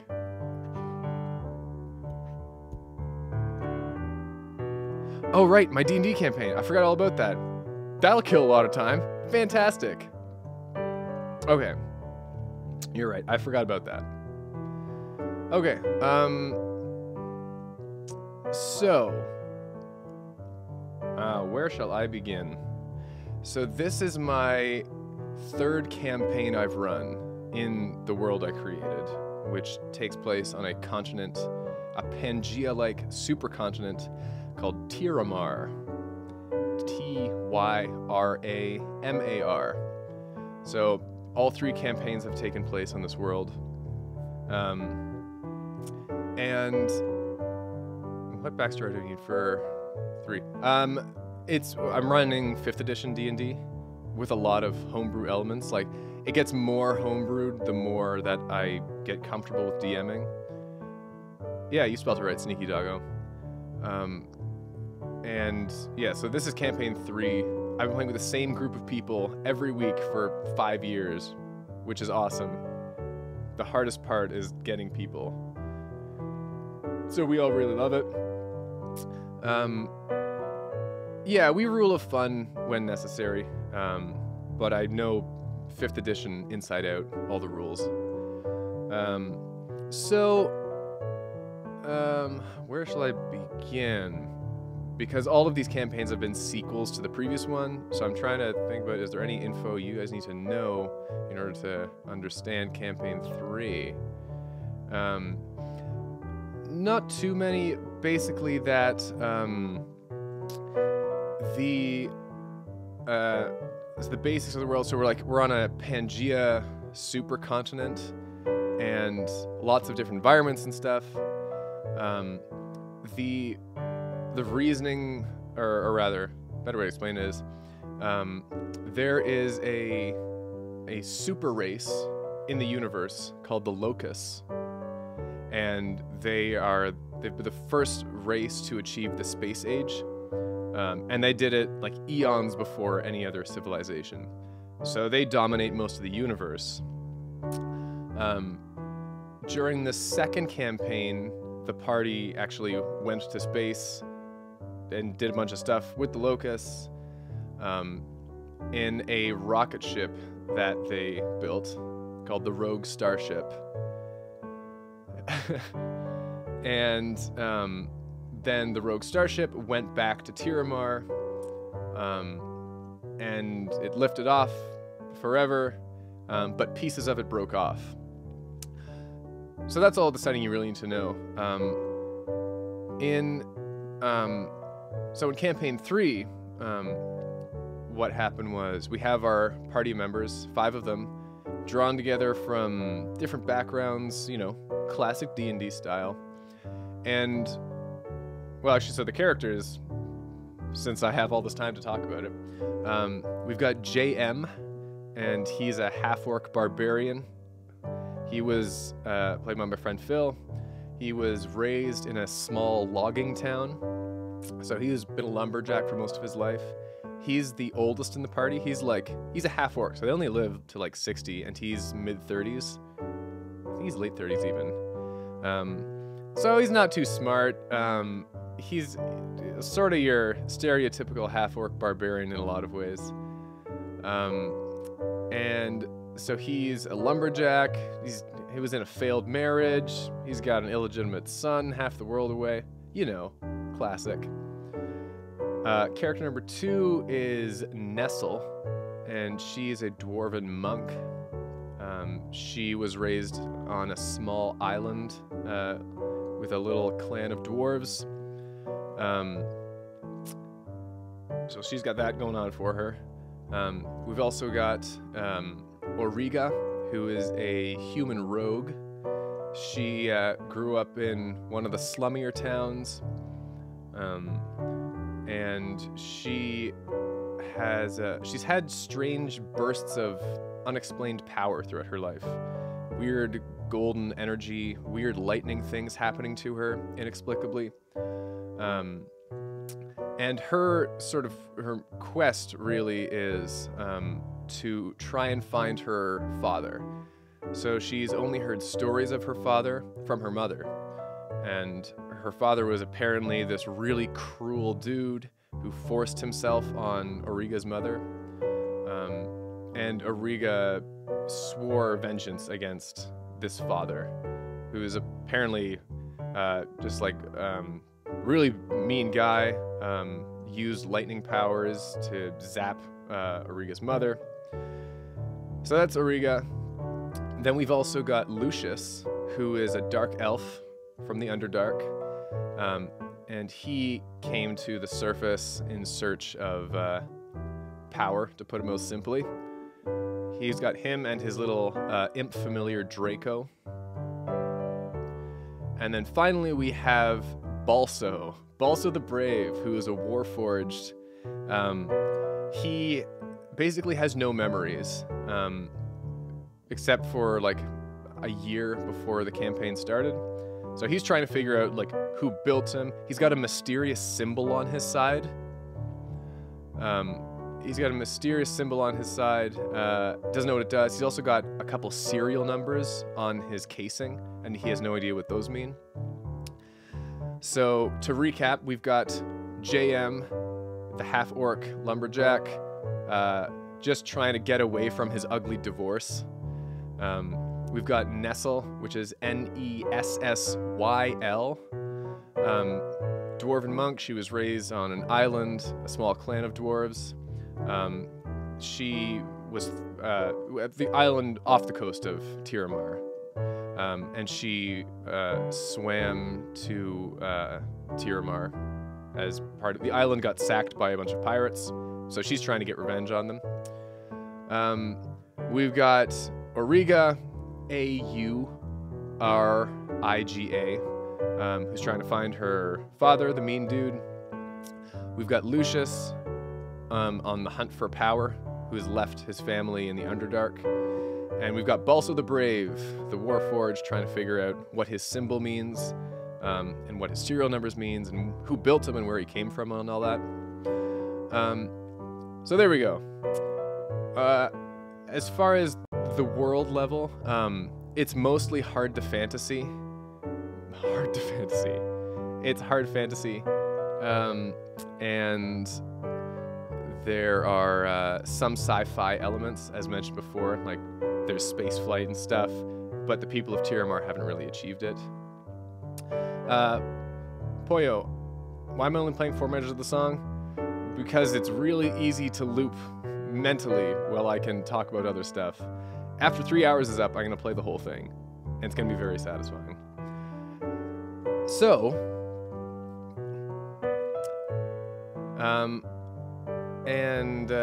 so then the campaign starts. The party gets drawn together by these flyers. They see this ad for a museum in this city, Hakari City, which is the capital of the dwarven nation of Hakari. So they all get this ad from their various locations saying that a museum in Hakari City, the Museum of Wonders, is haunted. And the curator wants people to come get rid of this ghost and such. So they all go there. They meet the curator, who is this dashing guy called Munir Muhasif, from far off Callista. He's got amazing fashion, so classy. So he tells him he's been seeing this weird ghost. He thinks it's a poltergeist because it's been possessing his exhibits. So the party's like, well, I don't know about the other 4 of these people, but okay, whatever. We'll figure it out. We'll figure it out. So they adventure through the museum. They knock the poltergeist out of the various exhibits, and then they've knocked it out of enough exhibits that it seems to manifest. So they go and they fight this manifested spirit, and Munir sees them fighting it, and they are able to defeat it and banish it. But he's like, hey, wait a minute, I recognize that spirit. That's my friend Bedetto, the gnome wizard of some renown. So Munir is all in a panic, And he says to the party, like, I'll pay you extra. Can you come with me to where Bedetto lives? I just want to check on him. So they agree, and they go. They fight some thugs on the way through the city, and they get to Bedetto's residence. So Bedetto is a member of the Architects. So in this world, magic isn't an inexplicable force. There are 3 machines that generate the weave and just expel it out into the world at large. So like, it's the sci-fi meets fantasy kind of thing.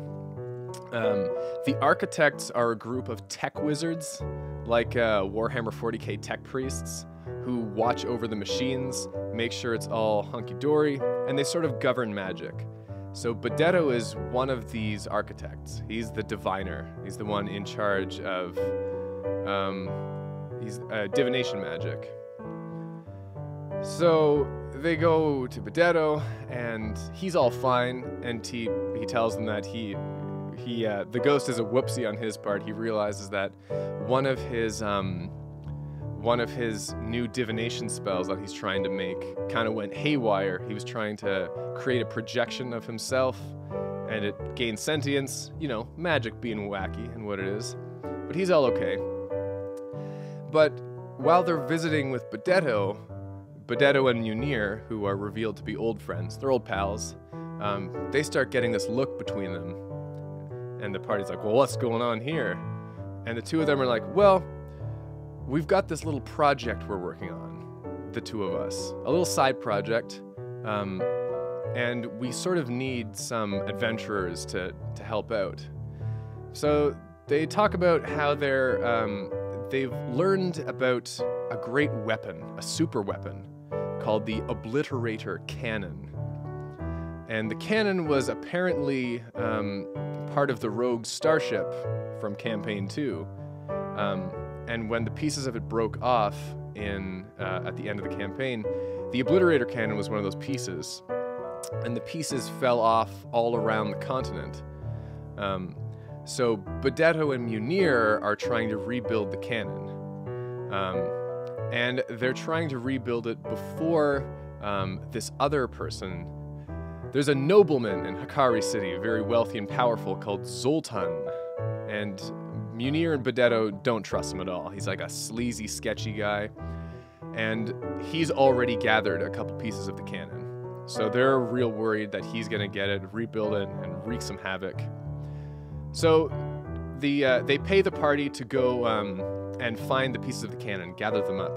Bedetto, as the architect of divination, scries for it. So he scries for all the pieces, tracks them down, gives the party the locations. So the party goes and they start finding all the pieces. But while they're gathering one of the pieces, they encounter these 3 masked figures, who the masked figures sort of save them from a band of orcs, but there's a lot of tension. And the 3 masked figures are revealed to be Zoltan's children. He has 3 children, all very capable, and they're the ones who are gathering the pieces for Zoltan. So now we've got a rival situation going on here. We've got our 5 heroes and the 3 children of Zoltan racing to get all the pieces. So the party, over the next year in game, they are constantly going back and forth trying to get the pieces, battling with the children of Zoltan. But over this time, they actually get to know the children a bit better, and they sort of make friends with them. Zoltun. I actually didn't start Witcher 3. Hadn't played any of the Witcher games before I made the name. And then I saw Zoltan Shive and was like, oh, weird. So they gather all they're working on gathering the pieces. But over this time, they sort of make friends with the children of Zoltan. There's a mutual respect, and they get to know them and they become better friends. So that's like a bunch of what goes on. So the canopies are getting closer to getting finished. Like most of the cannon has been getting built, and the party comes back with one of the pieces. And Munir and Bedetto, they find they're all dismayed about something.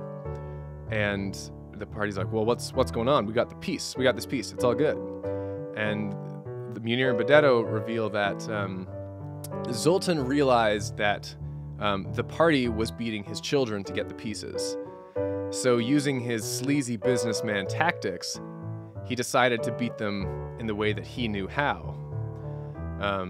So what happened was he bought out the project from the architects, the Munir and Bedetto, and made it a government project, and then got the backing of the king, the Dwarven king. So now it doesn't matter how many pieces of the cannon the party recovers, they all go to Zoltan anyways. So the party's pretty disheartened, and things are looking grim. But then they meet. Oh yeah, 2 hours. Look at that. Wild. Anyways, I've already come this far. I'm going through all this. So things are looking pretty grim. No matter what the party does, all the pieces of the Obliterator cannon go to the party. So they're like, how can we beat this guy? We can't really. Like, every move we make, he's gonna win. But they finally meet with Zoltan face to face, and they've never met him this whole time, just as children. And he seems to be really friendly, and he's like, I know you've been tangling with my children, but I don't want there to be any bad blood between us. So I own part of a ski resort up here in Hikari City.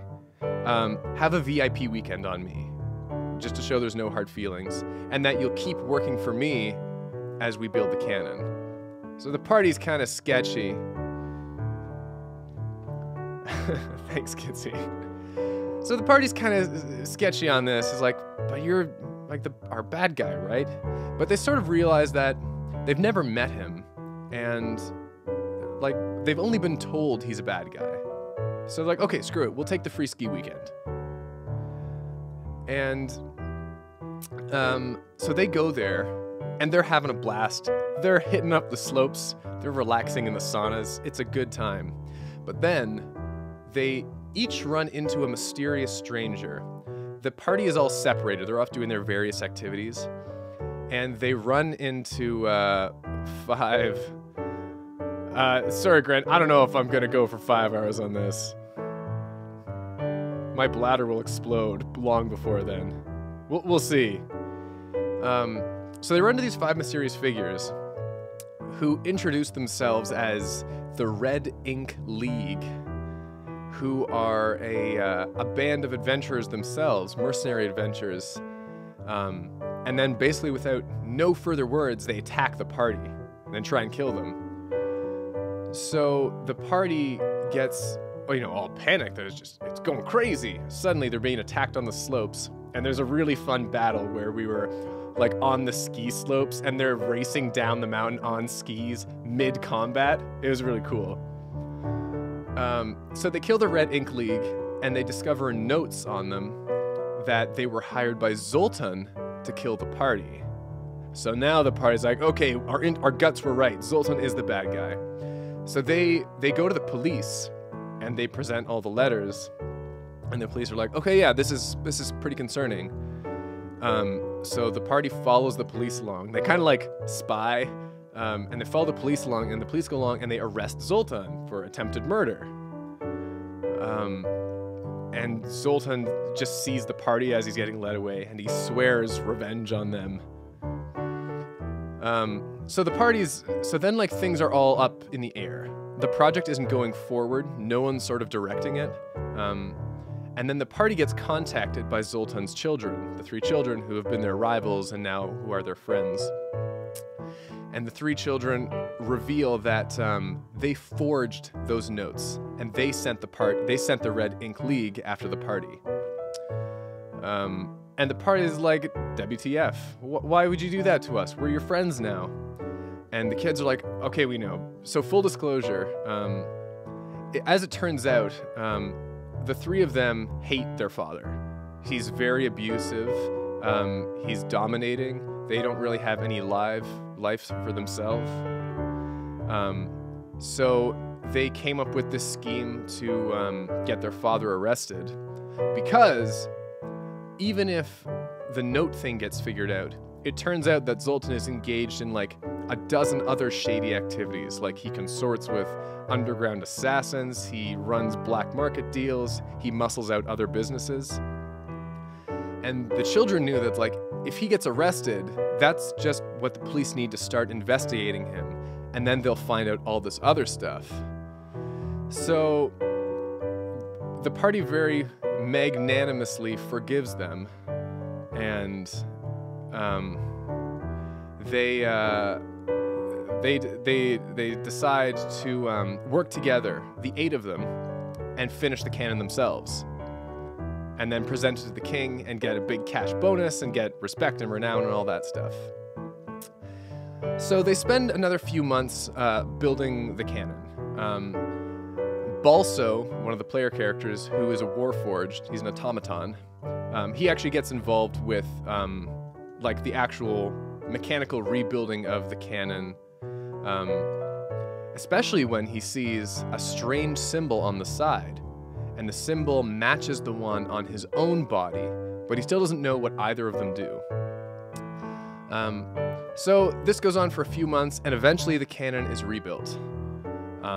And the 3 children of Zoltan, they're like, okay, we're gonna have a big reveal party, a big gala, to reveal the completed canon to the king, and you know, all the thanes and all and sundry, everyone in the society. So the party, they get dressed up all fancy, and they go to this really nice gala. There's dancing, there's a 9-course dinner. Okay, Grant, you're gonna need to calm down. They go to this fancy 9-course dinner. It's all going great. And so no one really knows what the canon does, Kira. They've heard it was just this weapon of crazy power. And so this big gala, is gonna be the first firing of the cannon. So they're just gonna fire it up into the sky, see what happens. So one of the party members gets the honor of doing this. So they fire it, and it's just this crazy beam, like this reality-rending beam that shoots out a mile long. It's quite something, so the audience goes nuts. But they fire it up into the sky, and lit up there in the sky, they see none other than Zoltan himself. He's somehow broken out of prison, and he's just furious, wreathed in lightning magic, and Auriga has sort of realized at this moment, and over the past little while, she's realized that Zoltan, wait a minute, this bad dude, lightning magic? Oh my god, Zoltan's my father. So Auriga has realized Zoltan is her father. The rest of the party doesn't know yet, and neither do the other children of Zoltan. But Auriga has realized it at this point. So Zoltan comes down full of vengeance and anger, and he swears, he told the party he was gonna kill them for getting him arrested, for turning his children against him, which he believes they did, which they kind of did. He's also going to really teach his children a lesson for turning against him. So this is where we have our big boss fight. And so they have this dramatic fight with Zoltan, the lightning lunatic. During this battle, the party fires the cannon again. They fire it at Zoltan, and it just ruins him, because it's this amazing super weapon. But as they fire it, the weird symbol on the side lights up. The one that's on Balso's body as well. Balso are one of the characters in the party, the Warforged automaton. The symbol on the cannon lights up. The one on Balso doesn't. And the cannon turns. It seems to turn of its own will, and it rotates into facing the audience, and it fires at the king, the Dwarven king. And as its namesake, it just obliterates him. So huge outroar. The King's Guards start rushing the party, who are like at the stage of this gala. Architects are there. It's all a mess. And in the midst of all this chaos, the party sees this strange figure walking towards them. They hadn't seen this figure the whole gala. Like, they've been there like 6 hours at this big gala. So they see this strange figure walking towards them. And it looks like a human person wearing a golden mask that totally covers their face. And this person in the golden mask goes up to the party and quickly plants this device on the ground. It looks like an hourglass. And then the whole world shimmers out, and the party find themselves in this dimensional pocket. So the man in the golden mask starts talking to the party, and he tells them that they've really piqued his interest, the 8 of them. He has a talent for seeing potential, he says. And he suspects that if they stay there at the gala, the police are going to get them, they're going to surround them, they're going to be taken to prison. And no matter, like, he suspects that the party didn't actually fire the cannon at Zoltan. But the man in the gold mask brings up a very good point, which is that it doesn't matter whether you intended to or not. It's that it happened, and you were in charge of the project. So, like, whether it was incompetence, whether it was a malfunction or anything, you're still responsible. So you can't plead ignorance. That's not going to work. And the party's like, shoot, that's a good point. We just committed regicide, probably. Like, we didn't, but the cannon did, and we're going to get blamed for it.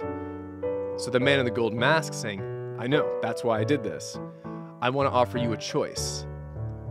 You can go back to the gala, and you have my blessing, just to, I hope things work out for you. Or you can come with me, and we're not going back to the gala. So this was a really interesting part to DM and plan out. I'm running this campaign in seasons, like a TV show. So this was the end of season 1. And I said to the party, you don't all have to pick the same thing. So a lot of DMs are wary about splitting the party up. And I've never really tried it before, but this was a good point to do it. So I'm just like, be your characters. What would your characters do? So the party did end up splitting. 3 of them went with the man in the gold mask, and 2 of them went back to Hikari City to face the authorities. They trusted in the law. So that was the end of season 1. Then we sort of had this interim period between seasons 1 and 2, which was the resolution of what happened. So those who went back, which was 2 of the party members and 2 of the 3 children of Zoltan, all went back. So they underwent a trial, this huge high-profile trial, where they had to try and prove their innocence, which was so it was just like me and 2 players, but it was a really fun session. They bounced off each other really well. So much role-playing stuff in that one. And they did pretty well. In the end, they convinced the judge that of the 8 of them, so the 5 party members and the 3 children of Zoltan, they were able to convince the judge that 7 of them were in fact innocent. But the only one who was deemed guilty by the judge was Balso the Brave, our poor Warforged automaton. And it was the link of that Balso has the same symbol on his side that the cannon does on it. And everyone saw the cannon symbol light up and then fire at the king. It's just like too much of a connection. They couldn't prove Balso innocent. And besides, Balso actually helped build the cannon itself, so like a lot of evidence against him. Meanwhile, the other 3 party members went with the man in the golden mask, who they popped out in a very different location. They were next to a coast, not the mountain city of Hikari City. And the man in the golden mask is like, okay, so I brought you here because obviously the king dying and then you disappearing with magic is gonna look pretty bad. You're gonna look like regicides. But what I'm hoping to do is give you an opportunity to prove that you're not. So the dwarven nation of Hakari had been tangling with an orc war chief, Thrall, for the whole campaign, and the party had tangled with his troops before while finding all the pieces of the cannon. And the man in the golden mask is like, I know where Thrall is. I can give you one shot at killing him, because I think if you go back to Hakari City with Thrall's head, then suddenly you start to look pretty good, and anyone who accused you of regicide has to wonder, why would you kill the king and then go and kill the mortal enemy of the whole nation? So at that point, they'll at least listen to you, and you can make a case for yourself. So the three of them and the one child of Zoltan, they go and they lay out this ridiculous ambush.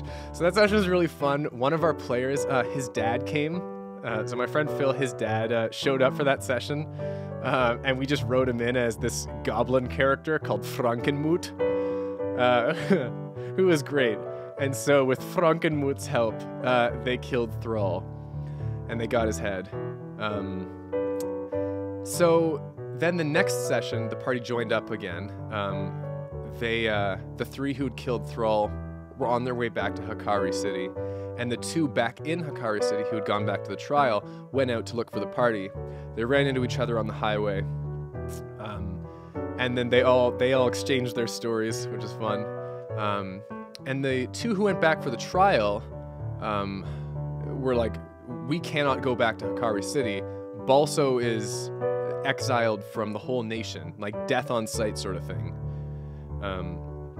So what they ended up doing was they went and visited one of the sub-leaders of the nation. So the nation of Hakari is led by a king, but underneath him are 6 thanes. And the party had become good friends with one of the thanes. So they went and saw that thane, Gunnar Firebreather. Gunnar Firebreather. That's his voice. It's a lot of fun. And they were like, okay, we know the situation, but look, we killed Thrall. Like, do we have anything? And Gunnar is like, this is really good, but I have orders to execute Balso on sight. So there was some worries. Like, what does the Thane do? Like, he's a friend of the party, but also he's a leader and a ruler. He has laws to follow. He has orders, you know? And I was kind of panicking at this point. I didn't expect them to go and see him, so I was just making everything up on the spot. What Gunnar ended up doing was he got the party to write him a letter saying they had never come to him, but they had dropped off the head. Just like they knew he would have to take them in, so they just dropped off Thrall's head. And it was just like a, get back to us if you want us back in the nation. Otherwise, we're gonna go and try and figure out what Balso's symbol means, because that's the thing that is the disaster. So then season 2 started. And season 1 was like bringing the party together. It was Auriga discovering her heritage. Season 2, which we've like just begun, is the search for the symbol. What does Balso's weird symbol mean? Why did the cannon move and fire on its own? These are the things we're gonna try and solve in season 2. But there's no big pressing rush to do it. So the party's not pushed along by a main story right now. And they're just taking some time to do some good classic D&D adventuring. So they asked around for rumors, and they heard about a competitive dungeon run where you face off against other adventuring parties to try and get through the dungeon the quickest. So it's called Doomhouse. And the party has decided to go to Doomhouse and try and win the dungeon run, get some fame and glory that way. And that's where we are. That's the simplified version. There's a lot of, you know, for anyone who's played D&D before, there's tons of other little details, character development and all that. But that's the really simple version. Oh, that took a while. Man, there's only 40 minutes left, which is good, because I am starting to need to pee. Yep. Now, to further doom my body, as I mentioned earlier before, arms are fine, actually. I'm pretty pleased with that.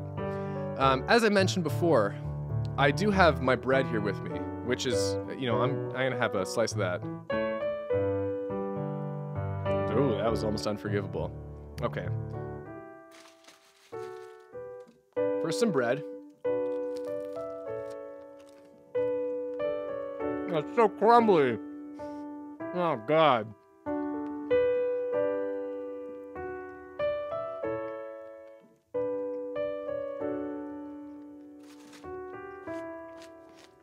I need to vacuum. But I've got not only bread. Yeah, I have a chunk of bread because it's Minecraft. I've also got raisins. Now this is gonna be difficult. I got a bunch of raisins in a mug, and I have a spoon.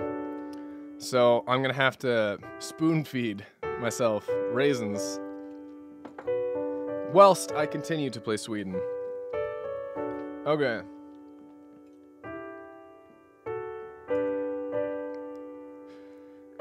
Oh, I don't know which hand to use for what. I can play Sweden with either hand. Okay. I think this is gonna be better.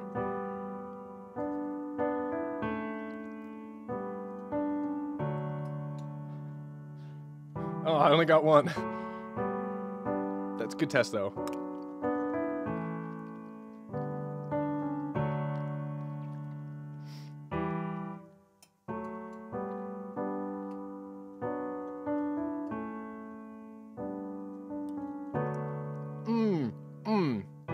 That is just delightful.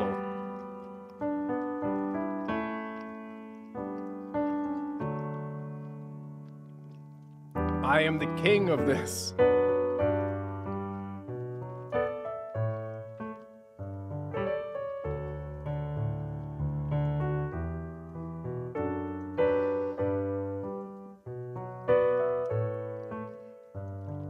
Okay. I've had some raisins. I finished walking through my whole current D&D campaign. Looks like it's time for a captain's log. Alright, captain's log. 2 hours, 22 minutes. As you can see on the timer there. Been playing Sweden non-stop for 2 hours and 22 minutes. Captain's log. Mental spirits are high. Bladder is getting worryingly full. Stomach is good. I've had my snacks of bread and raisin. Still 70 people in the chat. This is by far the most popular stream I've ever done. Which is great. My mouth isn't tired from talking too much. Arms. Fingers are still good. Arms are alright. The wrists are the ones that are struggling slightly. They're still fine, but we got 40 minutes to go here, so they better hold out. I gotta do some different positions here. What soul? What about my soul, Finn? Ah, who the heck knows? Sneaky doggo.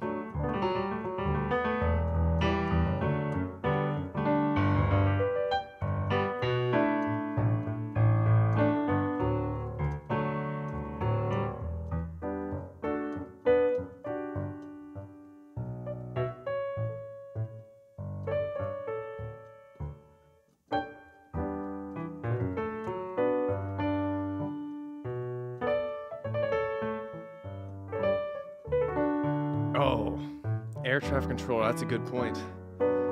Justin's gonna smack me around in Smash Bros. After I'm done this stream. Also, to answer a question that I got like an hour ago. Oh, I'm making it to 3 hours. Don't worry, Mark. To answer a question I got like an hour ago, Smash Bros, right. So my friend Justin and I have been playing Smash Bros together through the various iterations since we met each other, like 7 or 8 years ago. My main has always been Ganondorf. Always Ganondorf. Even in Brawl, when he was terrible. In Ultimate, Ganondorf is incredible. He's the best he's ever been. I finally get the sword. He's fast enough. He's got a couple true combos. Stomping enemies off the ledge, oh my god, is the most satisfying thing.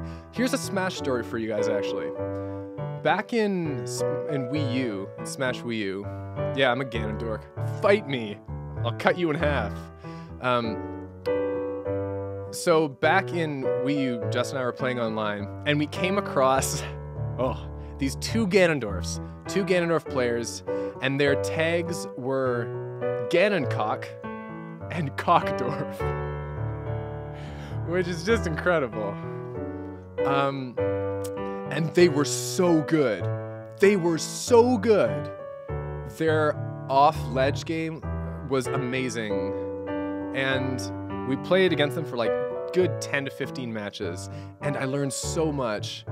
Yeah, the Ganondorf, no, not Ganondorf, just, yeah. I learned so much from them. And now, every time I stomp someone off the right side of the stage, I praise Cockdorf, I think. I might have them mixed up. And every time I stomp someone off the left side of the stage, I praise... No, left side is Cockdorf, right side is Ganoncock. So they're like my two heroes that I pray and worship. So love Ganondorf. And then my string of second-tier characters are King Dedede. I like the big characters. Mewtwo. Dark Pit. Lucario. And then like third tier is probably Bowser Jr., Pac-Man, and Palutena. I think that's all of them.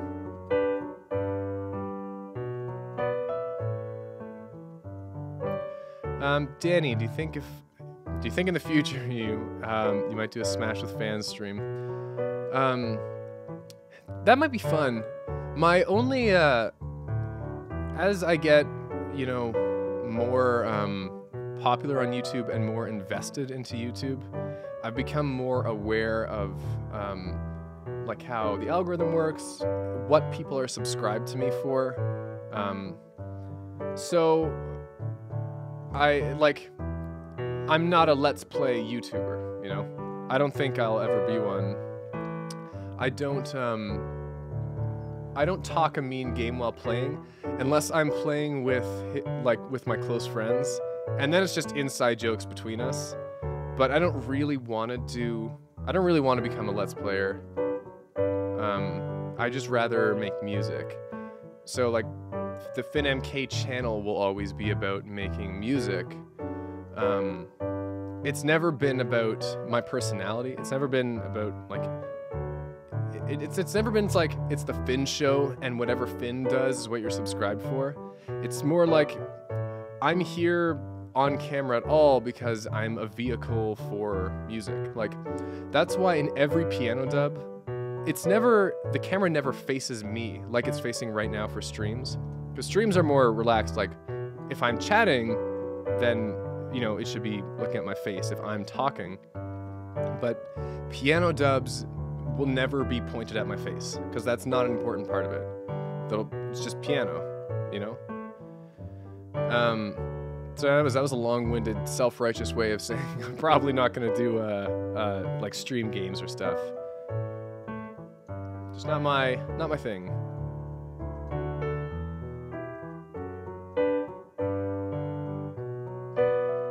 If it sounds like I'm having an existential crisis, it's because I've been playing for so long that now I'm struggling to talk at the same time.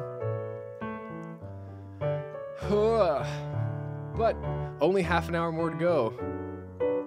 I'm looking forward to it. Mostly my bladder's looking forward to it. It's gonna be great. And when I end, once we get to 3 hours, I will play the whole Sweden. I'm gonna do it one dramatic, big farewell, extra epic, full version of Sweden, not just this loop of the main melody. And it'll be great. But until then, I'm just here. Man, I almost debated doing this as 4 hours. Like, I originally conceptualized it as playing Sweden for 4 hours. Oh, I don't think I could do it. I don't know. I think I would need to have a real good motivation to try that.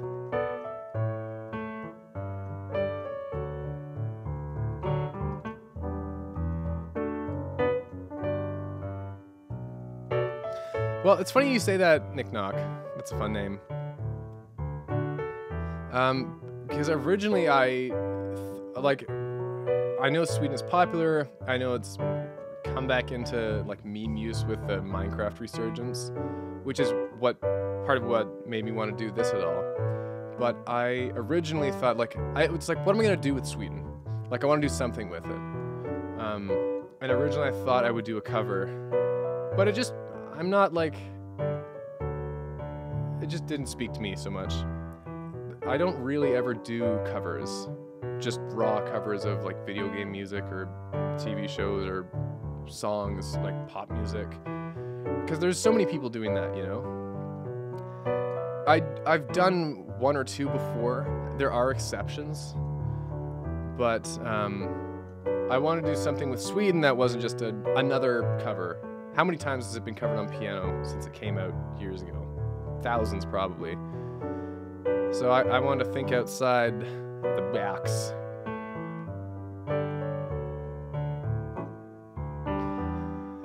Yeah.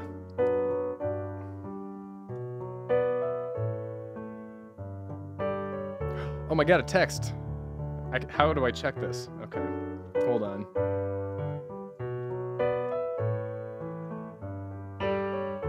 Going one-handy, baby.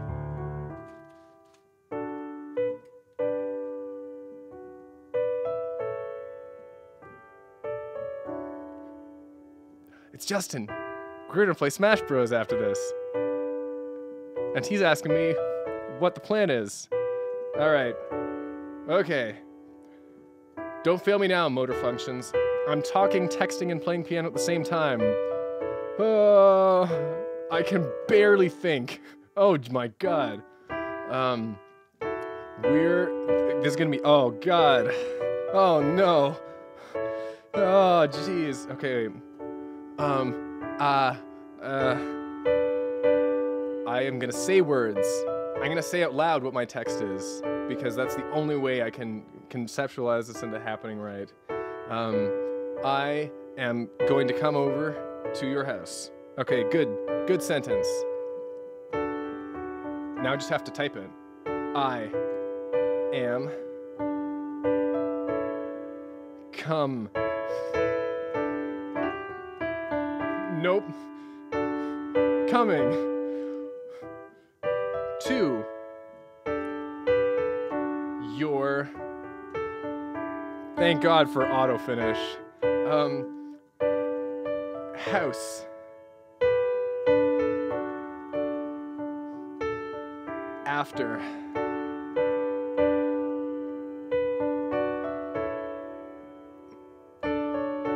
the stream.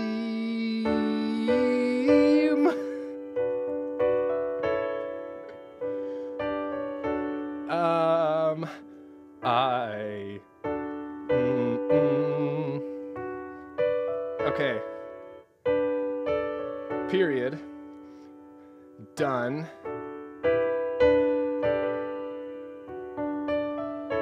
In half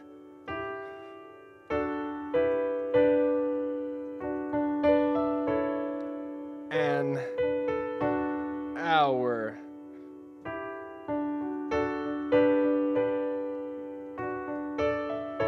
Send. I did it.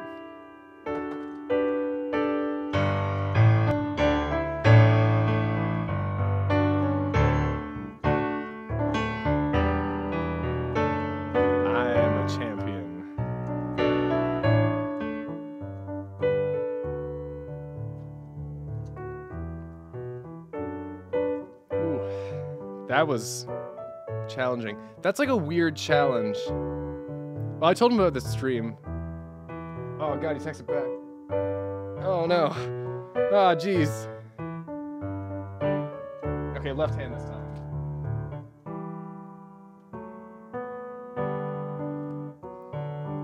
He responded, "Oh schnippity snap." That's par for the course for us. So maybe he'll show up in the stream, which would make this a lot easier to explain to him.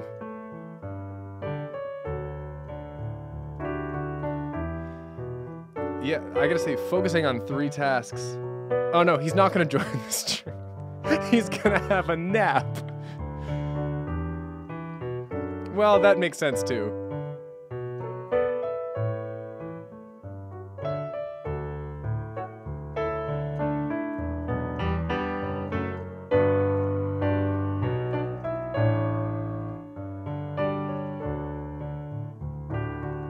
Quick power nap, you know?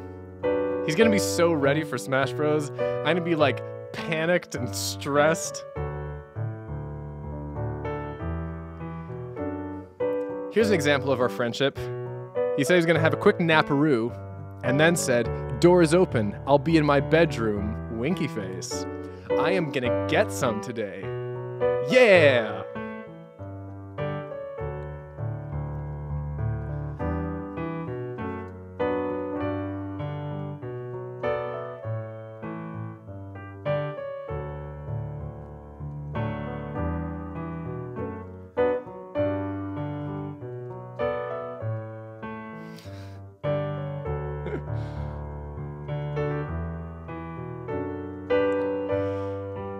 The amount of times we've made like sex jokes out of Smash Bros.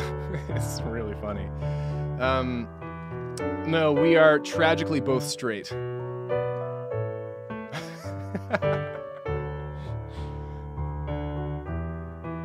But if there's one thing white friends joke about with each other, it's probably sex. So, if you have idiot guy friends, if you are idiot guy friends, like I am, then you know what I'm talking about.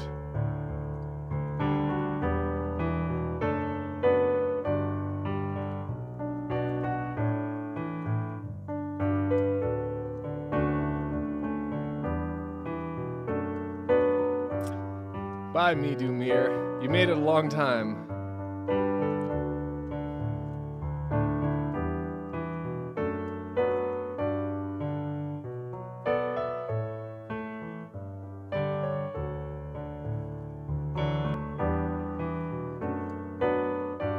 Ooh.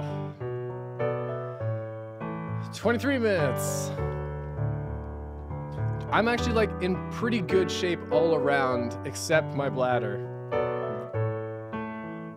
That's a struggle. Oh yeah, it has gone to muscle memory, trackpad Timmy, which I've always loved your name. It's totally muscle memory. It's the sound of Sweden is now what silence is for me now. I don't know what silence is like.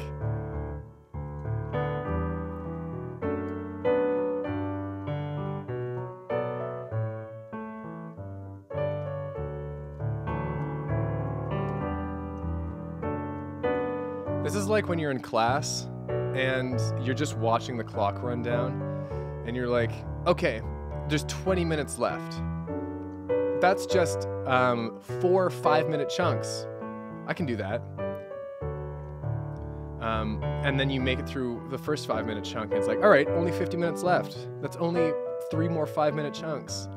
This is what this feels like to me now, just this marathon.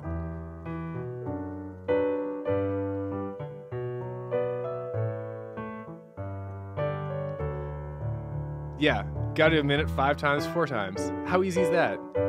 You just break it down to be really small divisions of time.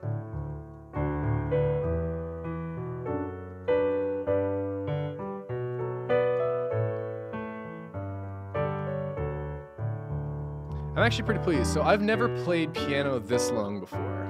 I've played for at least an hour and a half, probably 2 hours before. But that's with breaks. Like to go non-stop for this long, I'm pleased to see that I like still feel pretty good about it. Like my muscles are still fine. There's no strain or anything real strain. It's going pretty well.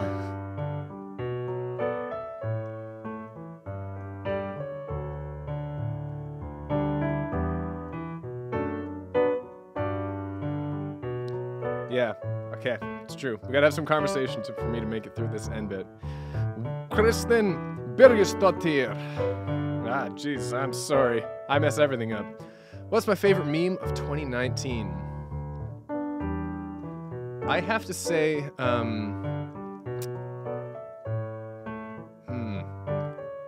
up there is definitely Verbal Ace's beatbox meme. Just because it's, I mean, like, not that it was, I like it because it was a popular video for me, but more that it like opened up a net of communication for me and Adam, who is Verbal Ace. So I guess I can say, like, don't look forward to it immediately, but Adam and I, we are working on a collab.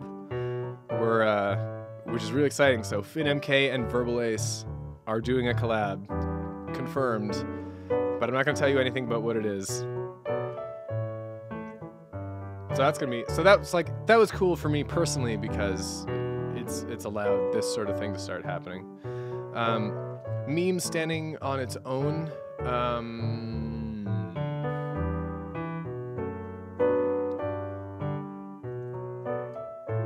Oh no. I've played 3 wrong notes this whole time. From what I can remember. Not sure. Sneaky Dog, sorry. What's my favorite Minecraft block? What a good question for this stream in particular.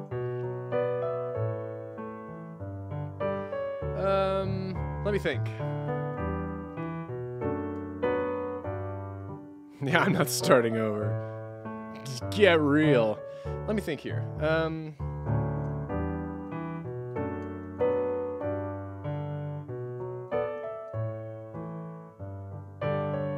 Oh, I do actually have a favorite now that occurs to me. It's, I don't know what they're called, but it's the blocks that make up the portals to the end.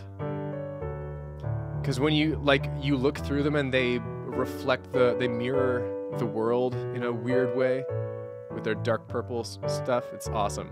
Now, like, not nether portals, but the ones that go to the end. They're like black, white, super cool. I forget what they're called.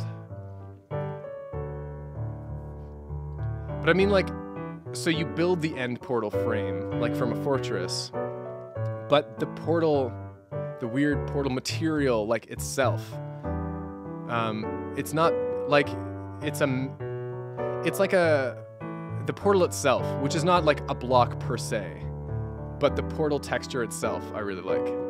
So it's kind of a cheat, I guess.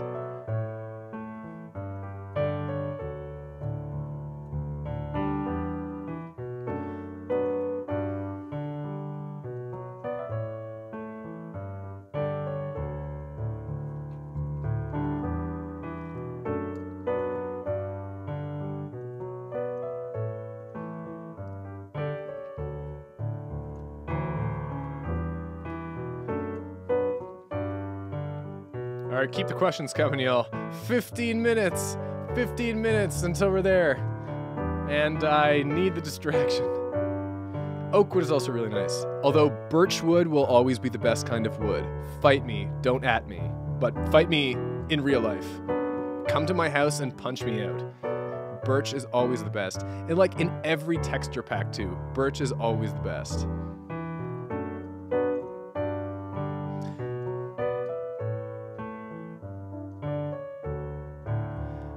Least favorite instrument? I don't know.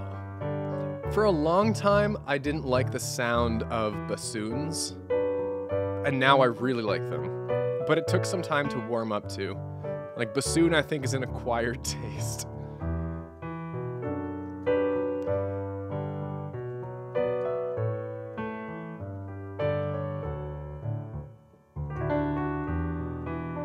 I'm trying to remember my favorite texture pack that I used, and I can't remember the name of it right now because to access any memory that is deeper than 1 millimeter into my brain is just impossible right now while I'm multitasking like this. Favorite key to play, write music in. That was in rhythm. So, I mean, a few different ones, and they have different feels and vibes and stuff. A major I really like, just as a general thing. A major always sounds good. It's right in a good register for my voice. And A flat major is really good. I like C sharp major, or D flat, however you want to phrase it, because it sounds so epic. It just sounds epic all the time. It's great. Oh no! Oh god, my bladder's fighting my fingers for control of my body.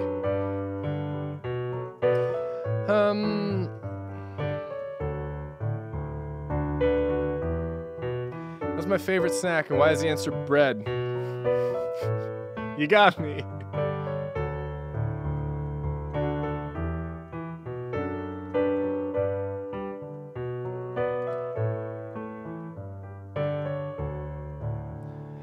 Yeah, it's so. You think I'd prefer like a fancy major? Like you think I'm being like, oh, F sharp Mixolydian is by far the best. Dorian, don't make me scoff. But ionic scales, you know, they're good and popular for a reason. They just sound good. They're satisfying to play as. So I'm never gonna like that in music with general. I never have ever looked down like on pop music or 4-chord songs because they're not technically complex enough. Like, who cares? It sounds good. It's music. Just appreciate it.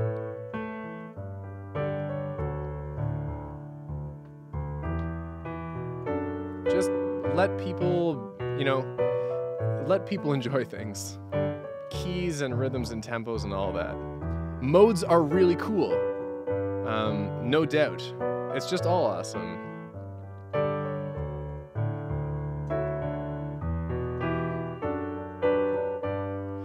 Gemma, are there any songs you've written in the past, looked back on and thought, I could do that better now? Yeah, for sure. But I also realized that part of the magic of those old songs is that they are timestamps in my journey as a musician.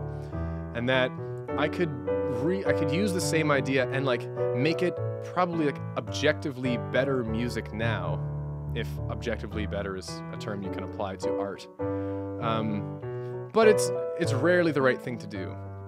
I have done it once or twice. In fact, on my recent EP, Untitled Traveler, Cloudless, the basic idea for Cloudless is sampled from a much older song called Cloudless that I made like in 2009. But again, like I rarely do it. I just leave the past in the past, go on to new ideas.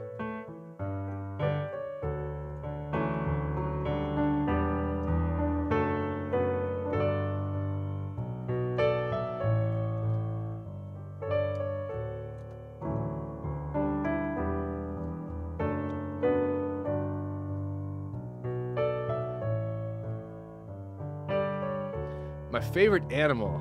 That's a good one. As a kid, it was always leopards.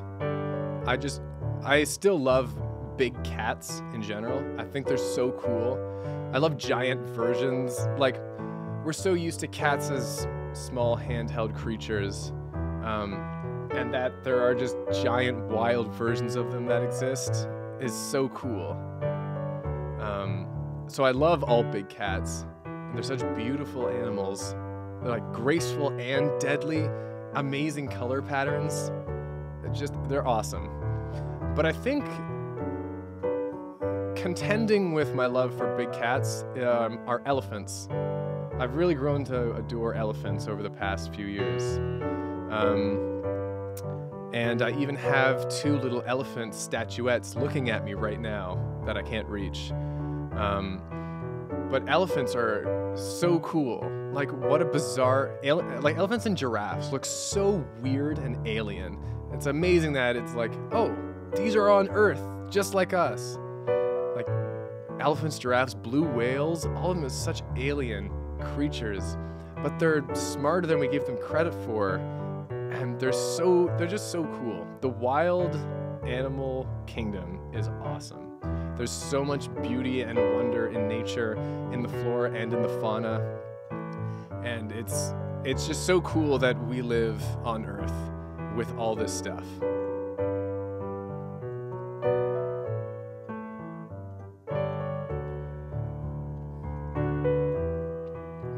I do have a fondness for megafauna, which is the term for colossal creatures. Like, elephants are at the bottom end of megafauna, but like mammoths and like diplodocus, like the really big stuff, leviathans, like that stuff is amazing to me. All right, 10 minutes left. Oh man. The thrills do not stop.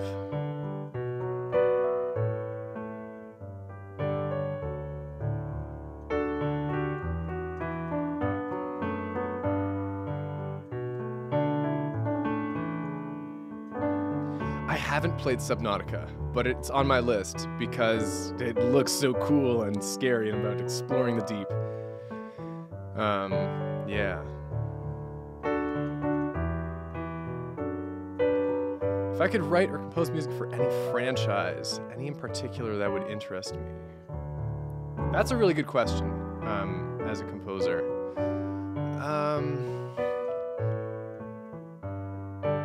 Let me think.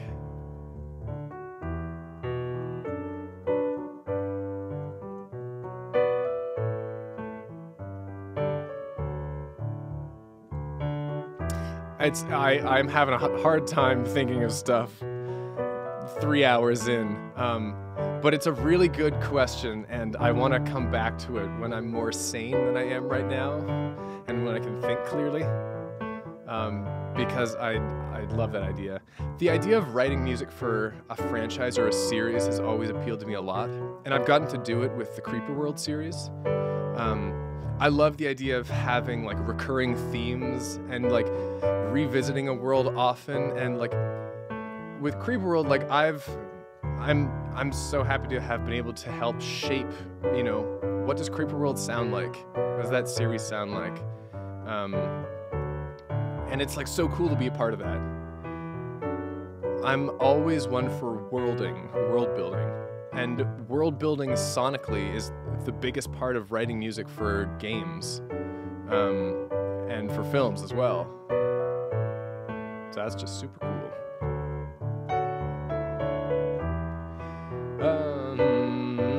One of my favorite music genres at the moment is soundtrack music. A lot of film and game stuff I'm listening to right now. My most recent soundtrack acquisition is the soundtrack to Mortal Engines by Tom Holkenberg, aka Junkie XL. Air traffic control, do you have music playlists for D&D sessions? Yes, I do. So many playlists. Each city has its own playlist. I have general playlists for environments like plains, oceans, mountains, all that. Certain characters have thematic playlists. Yeah. I love, the music is a big part of D&D for me. Helping to, and like I play music at the same time as I play ambient sounds. So like city crowds, sailing sounds, so on, stuff like that. It's, building the sonic world is a big part of DMing for me, yes. Oh man, I am going nuts. But I don't have to go nuts for that much longer, which is very exciting. I don't remember anything about the Princess Bride soundtrack. And that is not necessarily that it's a bad soundtrack. I just genuinely haven't seen it in a while. Now I want to listen to it again.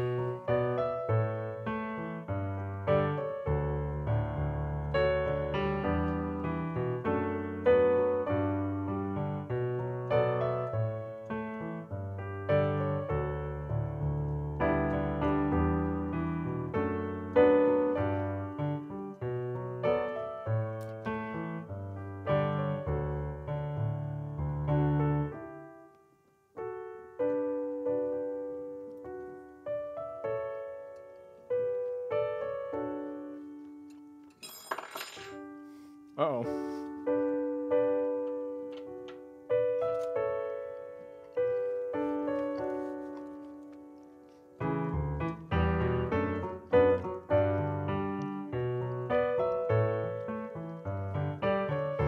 Oh, man.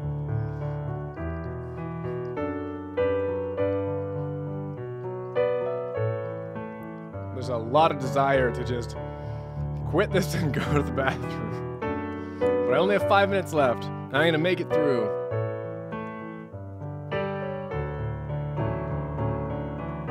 E minor, walking up to G major, B minor, down to A major, G major, D major. There we go. E minor, walking up to G major, B minor, A major, G major, D major. There, now you can play it Sweden. I would rather drive for 5 hours because I've done that on several occasions. Piano is, I love playing it, but it's, oh God, you can only do so much. Can I talk to you in a D&D voice? Sure you can. I mean, sure I can. I don't know. My current D&D character is a swarthy pirate Captain Sword, Captain Wrecker. He's a Triton, but he looks mostly human. Only one arm is a full tentacle. I recently gained ownership of a beautiful frigate, triple-masted, called the Leviathan's Eye. I don't respect authority, except my own, of course, because I'm Captain Wrecker.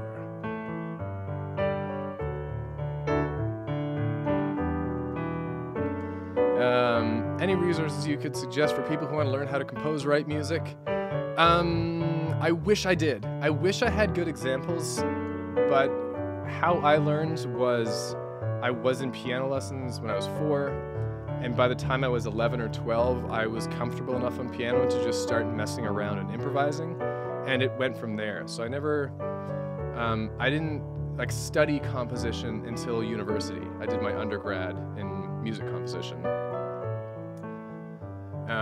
So as far as like, just like resources, and just to have on board, I wish I could recommend good stuff, but I'm not sure. Oh man, 2.5 minutes.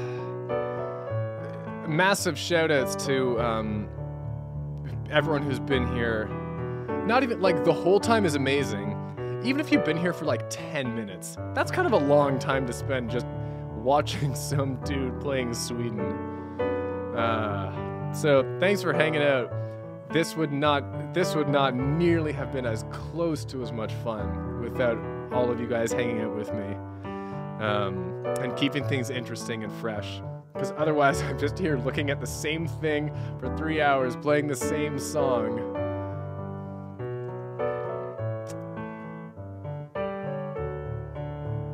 Two minutes. It's getting more intense, because the energy is building in the air.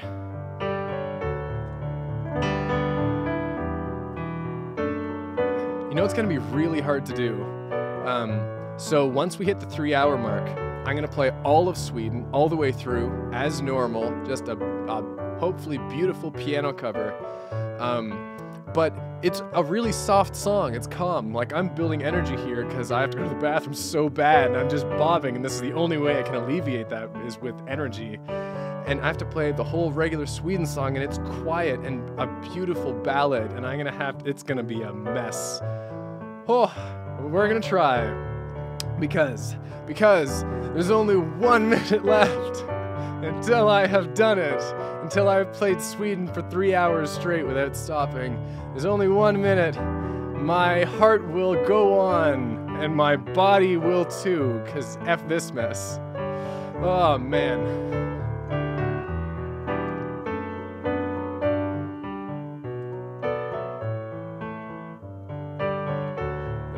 The excitement is in the air. It's like a sports match is starting. Except it's the worst sports match of all time. one man versus a piano for 3 hours, playing the same thing. It's like the Super Bowl halftime show, but slightly better. And it's just like, oh, the energy's in the air. There's 15 seconds. Oh man, my bladder is exploding. We're almost there, 5 seconds. 3 hours. Okay.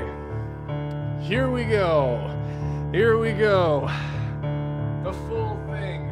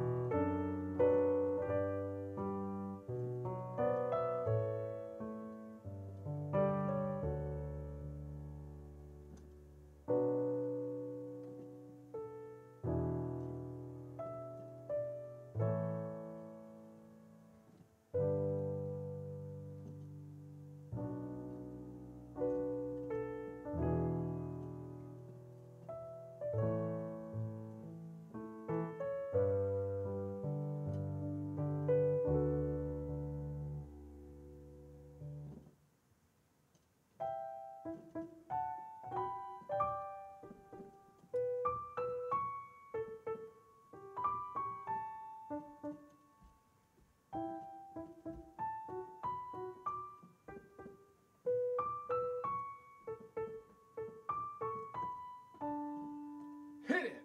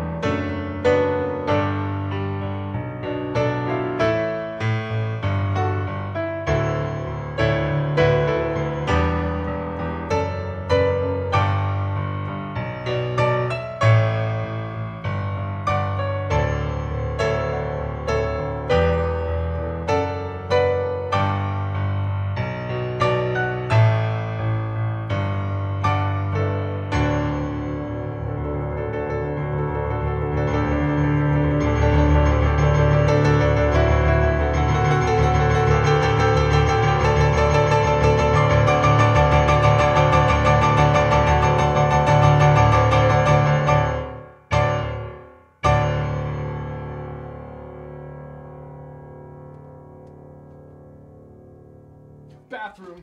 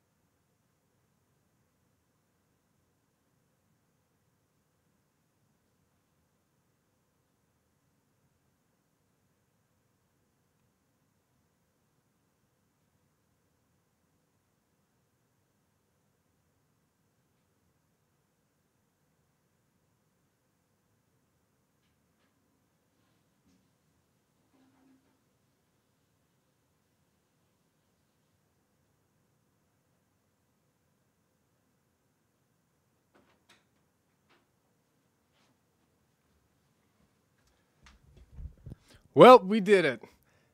We made it 3 hours. It's on the clock. It is proven. It's there in stone. Oh, a victory bite of bread.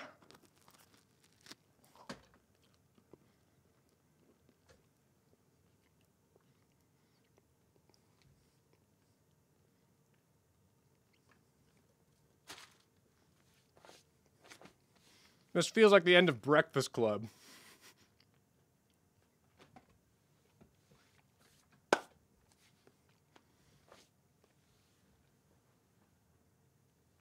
And it wouldn't be a FinMK stream without a little sip.